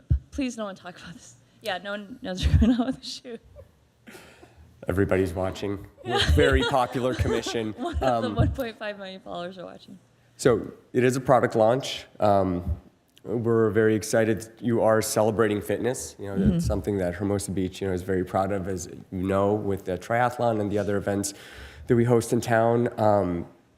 I just ask, please do not surprise us with Steve Aoki or Deadmau5 or anybody else like that. I would love to. No, I wouldn't even love to. That makes my job harder. This isn't the event for that. If we do have the event for that, you're all invited. But this is not the one. Cool. Well, thank you very much. Appreciate your time. Any other questions? Yes? Tom? So we're talking about a young, fit crowd. Are they going to take this race seriously? No, because it's really not a race. Like, he didn't want it to be about that. He just wanted it to be like a thing where you run for fun, kind of. I don't even think we're going to have a podium, which I'm against because I'm very competitive. But yeah, it's not even a race. It's like a celebration run walk, which is why in the future, hoping that this is a repeated thing, we want it to be more of a fundraiser than anything, because that won't be a product launch. That'll just be a fundraiser, because they do want to raise more money for cancer. And I can speak personally about the owners. Just for an example, one of our athletes' wives, who was 6 months pregnant, found out that she had cancer, colon cancer. And no one knows this because they donated anonymously, but they donated $30,000 to that mom. So like, they do a lot of cool things. They really care about people. So what I'm saying about it being a fundraiser in the future isn't just like something I'm saying that they would love for it to be a fundraiser, and even to make this a fundraiser. I just don't know if we have the capacity with such a tight turnaround. Right, so you're not going to give away a prize to whoever wins the race? I would like to, but right now it's not even a race. Right. And what are you charging? No. For registration? No? So it's a first come, first serve with a 500 Yeah, so participant cap. we use the Universe platform, and we just do free tickets. It's the only ticket we've ever done with the 6 events we've done. But there will be a formal type of recognition for participants in the run walk thing. Yeah, they'll get a bib. They'll get a bib, So okay. like, they'll scan their QR, they get the bib, and then of course on the app we cap the tickets. So Got this it, one okay. would be So example. you're just making 500 bibs, that's it? Yes. Okay, and the 1,500 spectators are just friends and family? Yeah, come and- hang out with us. Got yeah. it, okay, cool. Chair Lang, may I comment on the total attendees and spectators? Yes, please. This event is before the commission as an impact level 2. What that means is the total amount of people attending the event, that includes participants and spectators, cannot exceed 1,499. I know that's a silly question, but once it silly number, but once it hits that 1,500 mark, it's an impact level 3. So we will need to ensure that the event stays within the impact level 2 category this year, since that's how it's going to be before commission, and if they recommend it for approval by city council, before city council. And we will work with you to help ensure that, as we have with other organizations, by reviewing the marketing plan and when post will be made in leading up to the event, and what type of post will be made. Yeah. Because especially since it is a first-time event with the city, staff's recommendation would be to have it remain in the impact level 2 category, and then we can consider growing it from that point awesome. forward. Yeah, you'll have full visibility. Our marketing is very simple. It's exciting, but it's very simple. And again, we can run it by you if that makes you feel more comfortable. Be like, whoa, you mentioned the shoot. What's going on? So like we're very flexible there. Awesome. And I'm sorry, correction on my number. It's 1,999. Yeah. So you're expecting 500 participants and up to 1,500 And those are high spectators. number Yeah. guesses. Like we just wanted to like go the full distance, I guess. But my goal is to have 1,000 people, not run, attend in total, including participants and spectators. Thank you. No problem. Awesome, thank you. Any other questions? Cool, appreciate it. We'll bring it back for discussion.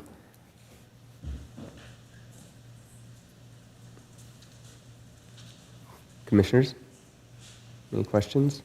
Anything you want to talk about? I think the only thing that I was somewhat worried about was the awesome free giveaway. They've made that pretty clear. They're going to keep it under wraps. Maybe we could talk about it more.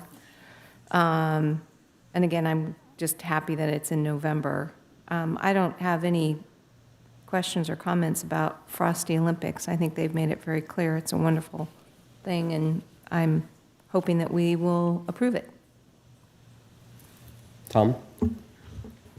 Yeah, I'm all for Frosty. Good luck. I have, this shouldn't surprise anybody. I have concerns about the other event. If we don't have events where you have 500 people who are looking to actually race down the Strand. The triathlon, they start in the water, so by the time they get to Pier Plaza, they're kind of spread out. We don't have 500 people running through Pier Plaza. And by the time they get down to the Strand to finish the race, they're way spread out. So if we were to start 500 competitive people at the same time on the Strand, I can see that not being cool. So you could address it, I suppose. You could say, we're not going to do any prizes, so calm down. This is a fun jaunt down the Strand. You could do that. I think we should staff definitely needs to figure out how to keep it to no more than 500 participants.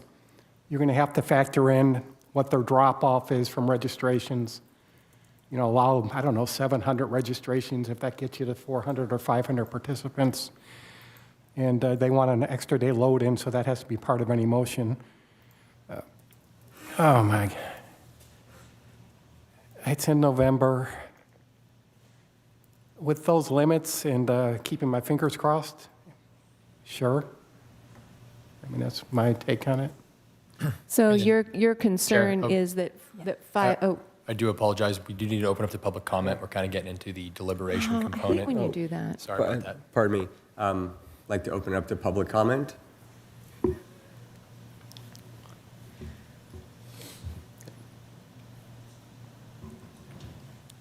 This is the time for members of the public to address the commission on item 10A. Each speaker is limited to 3 minutes. When called, please state your name for the record. We'll begin with members of the public wishing to provide comments in our chamber. Seeing no one approaching the podium, we'll move on to virtual public comment. If you're joining the meeting by phone, please remember to dial *9 to unmute yourself and *6 to raise your hand. There is no one on Zoom at this moment. Okay, public comment is closed on the matter. Back to commission. Well, so your concern is that 500 people, I think it's a valid comment, are going to hear a gun or something, and everyone's going to take off at the same time. Yeah, I think this is a competitive group. I did look through the internet and looked at your other events, and I didn't see any negative comments, and you did a great presentation. But this is a kind of a feisty, athletic, young group. We're going to race. Remind me, what start time is at, the race starts at what time, Brian? The application says. So it is a quieter time on the Strand. It's not at 11 when those of us who sleep in.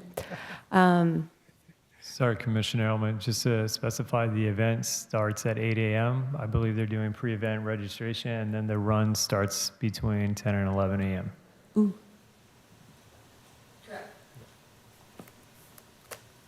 Good call. Can I comment on that? Or is it passed? Hang on. So, and once again, public comment has closed. If the chair would like to ask her a pointed question, you're allowed to, but if not, please stay seated. Thank you. So my question to staff would be, do we have something similar that we can go back and look at? We have several peer-to-peer walk or runs, or both, it's, for an event, that are at that number of participants, but Sorry, we haven't. one more time? We have several events that have that number of participants that are either a walk/run or one or the other, such as Walk to End Alzheimer's for one, You Are Enough 5K, but I think the difference is we don't have a race element in any of those, and I think the concern here is that there's this race element. It's not being advertised necessarily in the event title that it's a race. It is the dark sport peer-to-peer run. The event description provided does not state the race component. So if it is something the commission would like to include in their recommendation for staff to work with the event producer to address that component or remove that component from the event, we can certainly do that. But there is nothing comparable we have that's been a race on the Strand, necessarily. But we have had races on the sand that have been very on the sand competitive. and the water, like the triathlon and Sandy Sauté, which Sandy Sauté is on the sand, and the triathlon's in the water. I don't look at the purple people pants people as being It's competitive. definitely lower attendance. It's just the only another race. So, I mean, is there components and is there? This isn't a race. This is a product launch. The event producer told us that there's not a first place, there's not a podium. These are fans of dark sports that are celebrating a new sneaker, and they're brand building. They're bringing their fitness community to recognize a new product, and they're just going from peer to peer. So it's not a race, if I'm not mistaken. Well, I think there was some confusion with There's the no presentation. competitive element to this. It's just a participation event. But I'm only going by what's on the application. So if the applicant could come up, we do have a question for her. I do. Yeah, certainly. So I think now that you've heard some of our concerns, could you address them? It is not a race. We will not have a podium. It's something I wish we had because I'm competitive. Our people are not cardio people. So I would say of the 100 ambassadors we have, maybe one will run it, but most of them will walk it. This is more, that's where I almost thought the dark sport peer-to-peer run was misleading. It really is more so probably a slow walk. Because they want to just hang out and talk. It's in no way a race. That's something I personally do, Ironman stuff, not this community. Are you giving out the shoes before so the participants can walk in them? We can, and that's where we want it to be flexible. We don't need to give away the 500. We can easily sell them, even if it went to 10 people. I didn't even want to mention it. And I think that was kind of the idea. You give it to them so that they can actually walk in it. And again, it's not a distance shoe. It's not a race shoe. It's something you could run in. We do call them the run ones, but I can pass it around. It's definitely not like a run shoe. That's okay. Any more questions? No? Okay, thank you. Thanks. Thoughts? I was just going to say the same thing to you.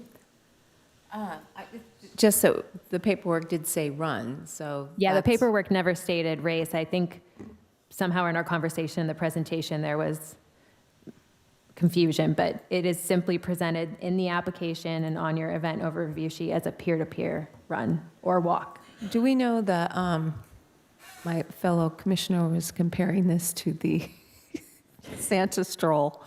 But the Santa Stroll has how many participants? Anywhere between 800 and 1,000 Santas. And so sorry. Nobody's running. They do have really sorry about that. Yeah, they have double the amount of Okay, and participants. we They really haven't- grew over the year. We've had no issue with the California Great Santa Stroll. Okay. And are the participants going to look like they're participating in this? Is that, we have Santas, or we have, so is everyone going to be wearing the same colored it's true. We're putting an extra 500 people going one way, returning, coming back although it is November, so it won't be peak, but it still will be a weekend day. So that's again, we've already told her that she needs some security, certain areas. We know there's problems. What we can do is I shouldn't say most, some event producers provide a event t-shirt to their participants that they get during event check-in.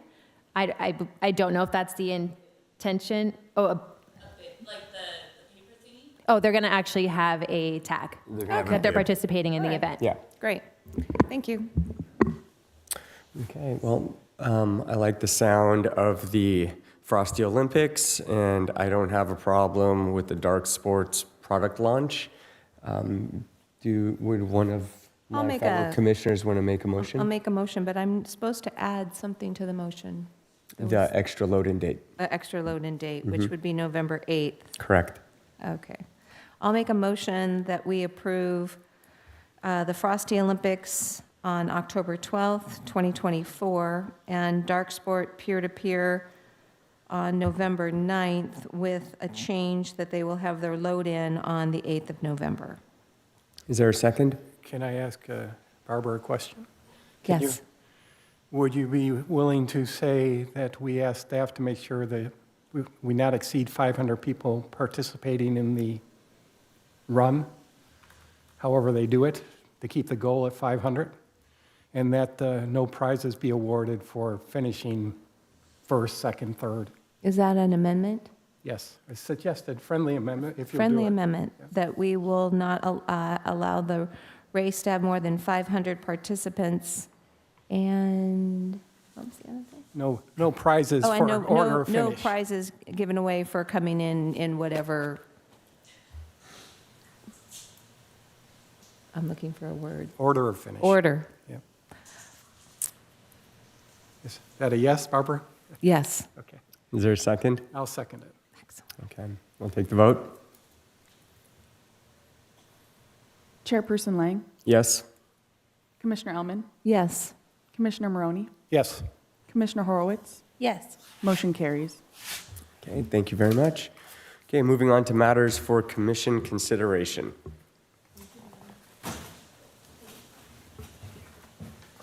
Just give me 1 second here, Chair Lang.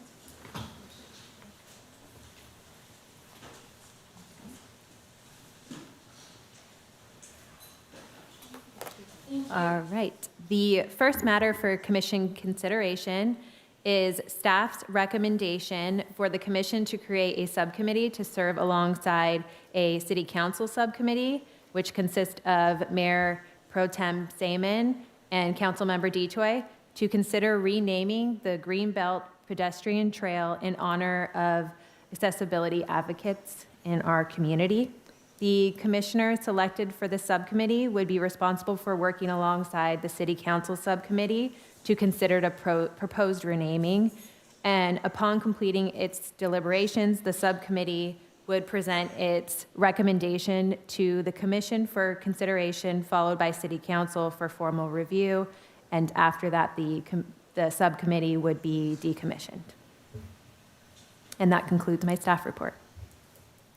So then we're just looking for 2 people to volunteer to be on the subcommittee? Yes. Anybody want to volunteer to be on the I subcommittee? would like to volunteer to be on this subcommittee. I served on the Access Hermosa working group, and I would really like to finish what I started. Would anybody else like to volunteer with Commissioner Elman? Tracy? I would do it. I was involved with the naming policy and the other subcommittee where we renamed the community garden. So if the other commissioners aren't interested, or I won't say not interested, that's not the way I want to phrase it. I think you both would be terrific at it, and since I have reservations about the whole thing, I don't think I would be good on the subcommittee. So I think you two would be great at it. I did have a question about just the scope of it. Is it just looking to rename the portion of the Greenbelt that's going to have the accessibility trail from Pier to 8th? Yes, that okay. is staff's That was- recommendation to only rename that area. That was my question. Okay. But with that said, I should add that that could be a discussion amongst the joint subcommittee too, but the recommendation is only for that area. Yeah, I was just looking for what the scope is being presented currently. Yes. Thank you. Okay, we have our volunteers. Tom, would you like to make a motion? Yeah, I would move that we appoint Commissioner Horowitz and Commissioner Elman to the subcommittee to work with council on renaming a portion of the Greenbelt. I'll second that. Chair Lang, Yes? Commissioner Elman, Yes. Commissioner Maroney, Yes. Commissioner Horowitz. Yes. Motion carries. Welcome to the subcommittee, guys. Okay, moving on to 11B, please. Thank you, Chair Lang. The next item for commission consideration is staff's recommendation for the commission to recommend to City Council the approval of the commencement of long-term agreement negotiations with Indivisible Arts for its State of the Art event in the month of May in 2025 through 2027. The State of the Art event serves as a fundraiser for Indivisible Arts, including art viewing sections indoor and outdoor of resin, interactive art activities, live music, local food vendors, and virtual and live auctions.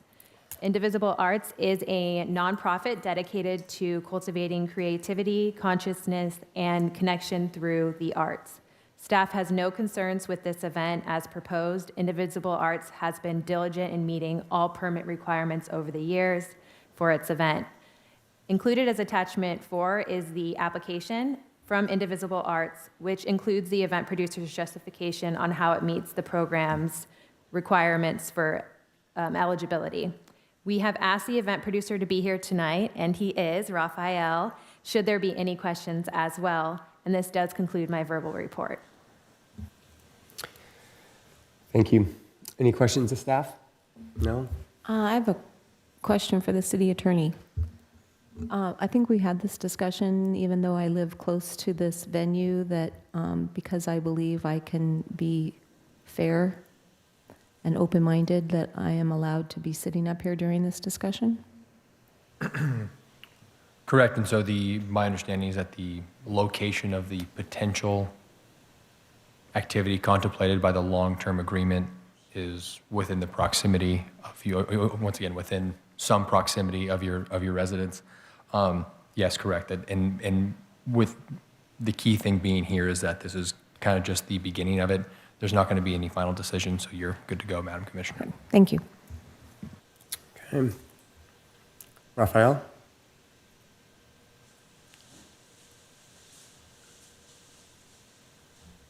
Thank you all. Thank you all for all of your support over the years. Hopefully we've shown as your neighborhood nonprofit who cares so much about these kids, about making Hermosa a more beautiful place, that we're willing to do everything we can to be in alignment with integrity and adaptivity, flexibility and willingness. So if there's anything we can do to continue to make what we do great for you guys, we're here for it, and we're here for your feedback, and we're grateful. Any questions? No? Okay, thank you. No, open it to public comment right now. Okay. Anybody here for public comment regarding the topic? Anybody online? I'm not seeing anyone online. Okay, public comment is closed. We'll bring you back for discussion. Commissioners? Well, I couldn't be more thrilled to have this as a consideration for a long-term agreement. We've had, I can't remember how many there have been, but 3. As a resident, they are true to their word. It looks very overwhelming. When you see it, it's always gone off without a hitch. They clean up. They're like little elves. And I just couldn't be happier that it's in our neighborhood. It adds the flavor to the South Side, and I'm a big fan. So thank you for applying. Tom? No, I'm all for it. It's a perfect organization and event to get a long-term agreement. Tracy? Oh, I couldn't agree more. You're a stellar partner to the city and to the south side of Hermosa and great neighbor. So it's a great event. I echo my fellow commissioners' sentiments. Thank you very much. Do we have a motion? Sure, I'll move that we recommend that the city enter into a long-term agreement with Indivisible Arts for the State of the Art event. Is there a second? Second. Okay. Chair Lang, Yes. Commissioner Elman, Yes. Commissioner Maroney, Yes. Commissioner Horowitz. Yes. Motion carries. South Thank- side, right side. All righty. Thank you, guys. Thank you for everything, and thank you for your patience and waiting with us this evening. We appreciate you being here. It means a lot. Okay, moving on to 11C. The next matter for commission consideration is staff's recommendation for the commission to recommend approval of 3 returning events in 2025 and 2 nothing weekends. The first event is a low-impact event. It's a returning event, and it's CBVA, which are volleyball tournaments throughout the year on the dates presented in your staff report. This event, again, is so low impact, but it does qualify as impact level 3 because of the event dates during the peak season and because of the event date that falls on the Memorial Day holiday. So therefore, it's checking 2 boxes in the impact level 3 characteristics matrix. The second event is SmackFest. This is a co-ed 4-on-4 volleyball tournament. In the past, this event has taken place on the south side of the pier, and it qualified as impact level 2, but due to commission and staff's awareness that the event had appeared to exceed its amount of participants and spectators and exceeded the space allotted within the commercial zone on the south of the pier, this event is now moving forward as impact level 3 for consideration and to take place on the north side of the pier, which does provide for a larger event footprint to accommodate the increased attendance and participation in this event. The third event is, again, a returning event. It's the You Are Enough 5K. It's a walk/run in honor of Mental Health Awareness Month in May. This event takes place on Schumacher Plaza and the Strand, north of the pier. The event producer is requesting for its event to take place on the last Saturday of May to allow for extended marketing and awareness of the event throughout the month of May, which is, again, Mental Health Awareness Month. The event producer is not able to be in attendance tonight and wasn't able to secure an event representative to be in attendance in her place. But the additional event details are available in the event overview sheet, which is attachment 6. And lastly are our 2 proposed nothing weekends for 2025. Historically, we have always selected 2 within the peak season, though the special event policy guide does only call for us to have at least 1 in the peak season.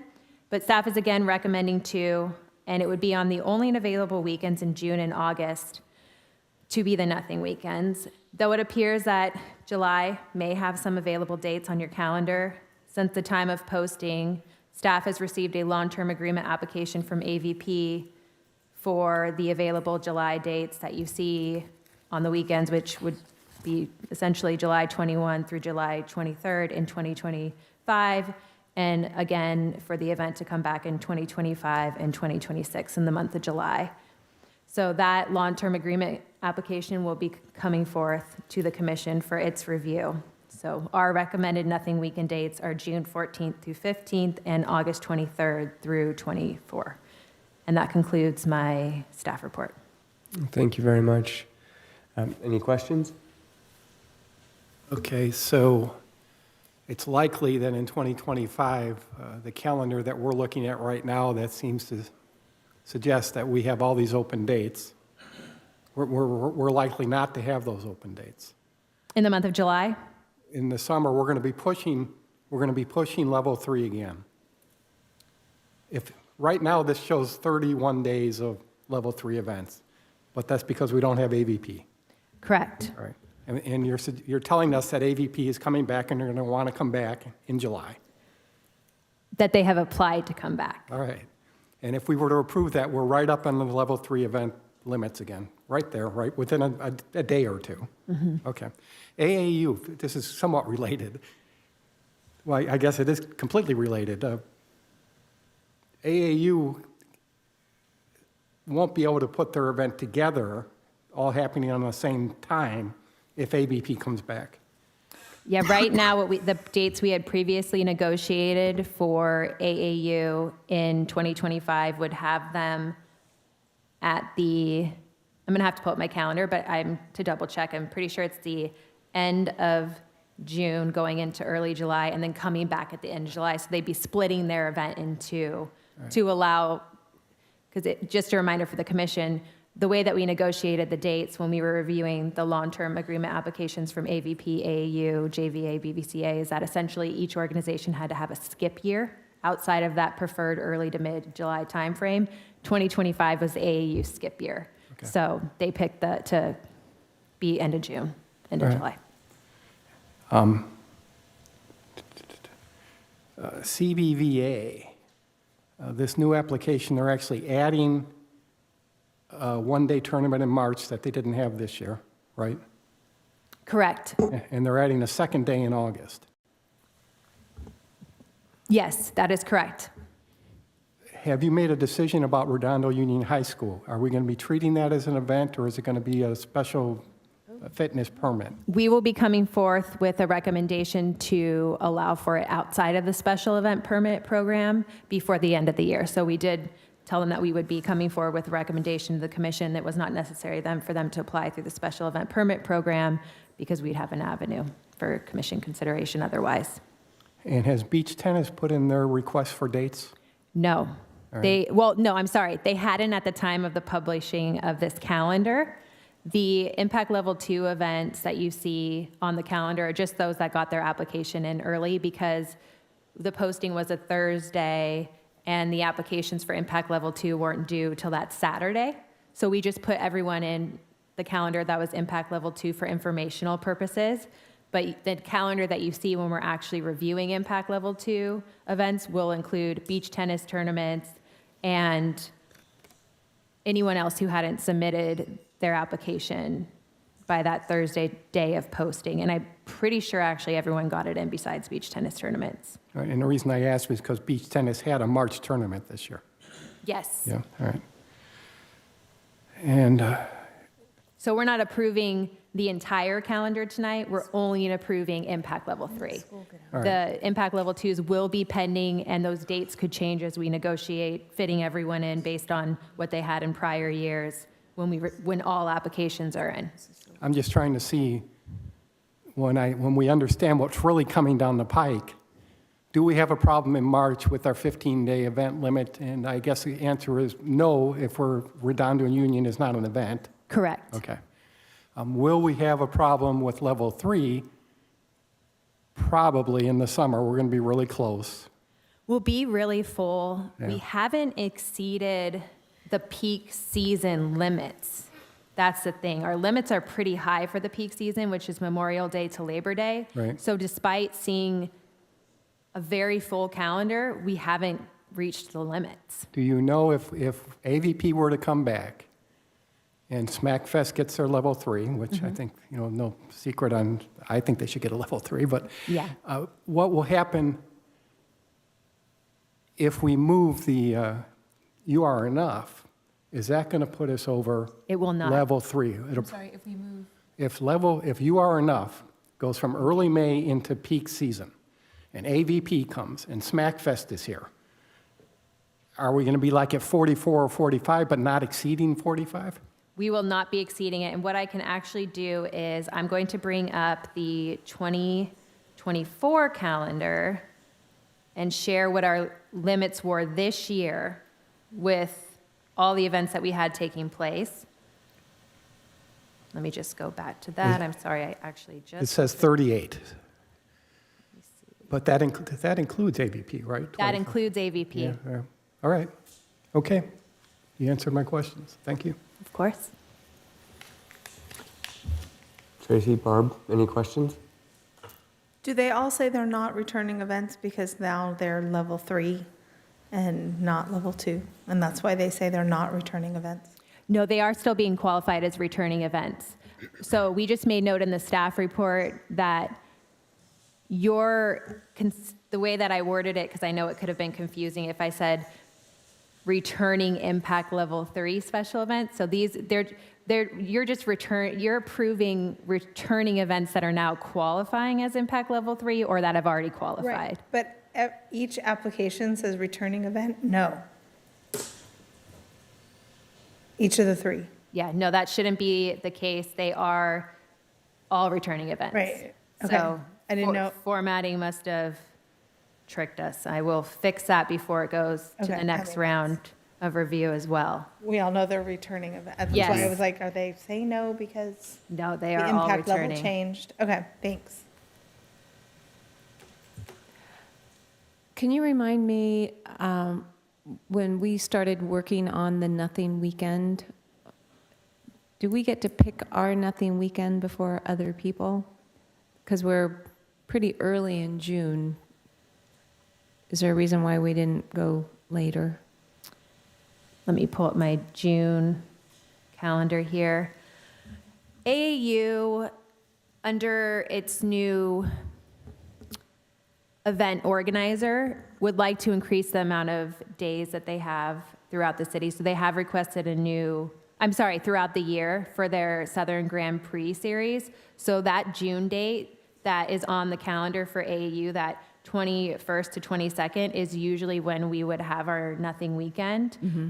But they would really like to have the AAU take place on those dates. So again, that's not anything that we're considering for approval. So what we can do, if the commission would like to have our Nothing Weekend be later in June, back on that weekend, which is the third weekend of June, we can go back to AAU and say that was what was approved. What we have available for you is the 14th and 15th of June. And is there a reason Smack Fest is on the 28th? It is because the July calendar is so full, and we can't have SmackFest take place in July because all three of those organizations take place on the north and the south of the pier. And in the future, we could ask Smack Fest to have theirs earlier in June? I do appreciate the event producer's willingness in even going to a June date. Okay. And the earlier that he goes in June, it impacts his event attendees' ability to be a part of the event. So he expressed to me that the latest date available in June would be most preferred if he does have to move outside of the month of July. It's not a black and white issue for me. I just like the idea of giving the residents, a real summer free weekend. But okay, thank you.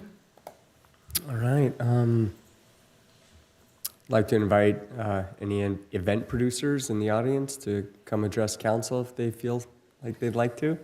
Should we go in order of how we reviewed the events? I'm fine with that. Okay. But Sorry, Bill. Sorry, Bill. First, do we have Chris Brown on the line?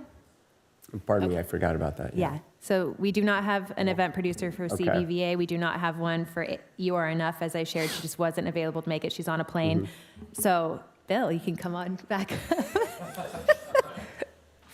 We do have procedure that we have to follow, so thank you. Absolutely. First, I just want to say thanks for all your support for so many years. This is really a community event. And, the majority of the people who participate in the event are all Hermosa residents, some Manhattan, some Redondo. Next year will be our 30th year, so we're pretty excited to be on the north side. Last time we did the north side was 2012, and I think it was probably our best event. We had a Pro Fours division, which had some of the, if you weren't playing in the Olympics that year, you were playing in our event. So it was a lot of fun. So we're looking forward to moving it to the north side and give us a little bit more space to put the poles and not be so crowded trying to get, on the north side of 10th Street. So anyways, that's about it. So my question, sorry, you didn't ask. Go ahead. It's getting late. Is that it would be a hardship for you to have this event earlier in June? Yeah, well, we've always done the event the third or fourth weekend in July for years. We've never done it sooner than, I think, last year, which was, actually this year, which was June 29th, I believe. So whatever. Yeah, the same Saturday that we're recommending essentially for Correct. 2025. Yeah, so we've never done it earlier than that. And being that it's a one-day event, it usually isn't a big impact, to try and do it then. Well, I try to support anything where everybody wears tutus, capes, and crowns. So, all right. There you go. Thank you. Any further questions from commission? Just a clarification back to Lisa, the tennis courts they're going to stay there, right? Correct. Yeah. Why am I not? There's hearing no what the impact to the questions beach are? tennis I haven't courts. heard you all night. What was the question? The tennis courts are going to stay there. Yes. Okay. That's. Are you hearing anything? Tracy, any questions? No? No. Okay, no, thank Okay, you. Thank you. And just for the commission to know too, this event will not require any relocation of any of the permanent courts. They'll just set up some additional temporary courts. Thank you. Now I'll open it up to public comment. Is there anyone in the chambers that would like to address the commission at this time for public comment? No? Anybody online? Not seeing anyone on Zoom. Okay, we'll close public comment, bring it back for discussion, and take it from there.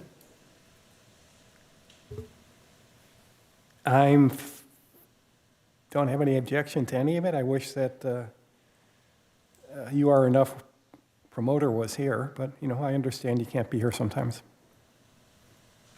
Tracy? Barb? Neither do I. Would somebody like to make a motion? Yeah, I'll move that we recommend approval of the CBVA events on the dates outlined in the staff reports, the Smack Fest Co-Ed 4s volleyball tournament on the date indicated in the staff report, and the You Are Enough 5K on the date indicated in the staff report, and that we further approve 2 nothing weekends, one of which is August 23 and 24, and the second of which is June 14th and 15th. Is there a second? Second? Okay. Can we call the vote? Chair Lang, Yes? Commissioner Ellman, Yes. Commissioner Maroney, Yes. Commissioner Horowitz. Yes. Motion carries. Cool. Thank you very much. Appreciate it. Are there any requests from the commission for future agenda items? No? I have a Oh, question. pardon me. Go ahead. When would be appropriate for me to ask about in the future, since we're looking at calendars, of trying to make July into youth events?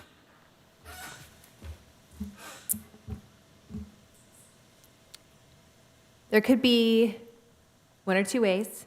The first could be when we are reviewing the AVP long-term agreement application, since it's proposed to take place in the month of July, and right now the only events, actually, I'm sorry, we have 2 youth volleyball tournaments that are focused for youth participation, but sometimes we have the International Surf Festival have July dates. So I just want to share that for consideration, because we can either, you can request it as a future agenda item that we move forward to make a special event policy guide recommendation for commission consideration that July is only for youth-focused events, those 18 and under, but we would have to either consider adjusting the International Surf Festival schedule so they're not falling within the month of July. It's not that they always do, it's just how the calendar falls, or provide an exception for that event because it's taken place on the same weekend for as long as I can remember and know of. I would like us to consider a program like that. I think that, we are constantly running into a brick wall over July. And so just something for me to share with you tonight. Thank you. Anything else? Well, with that said, I think we can adjourn the meeting. Thank you very much, Hermosa Beach. Good night.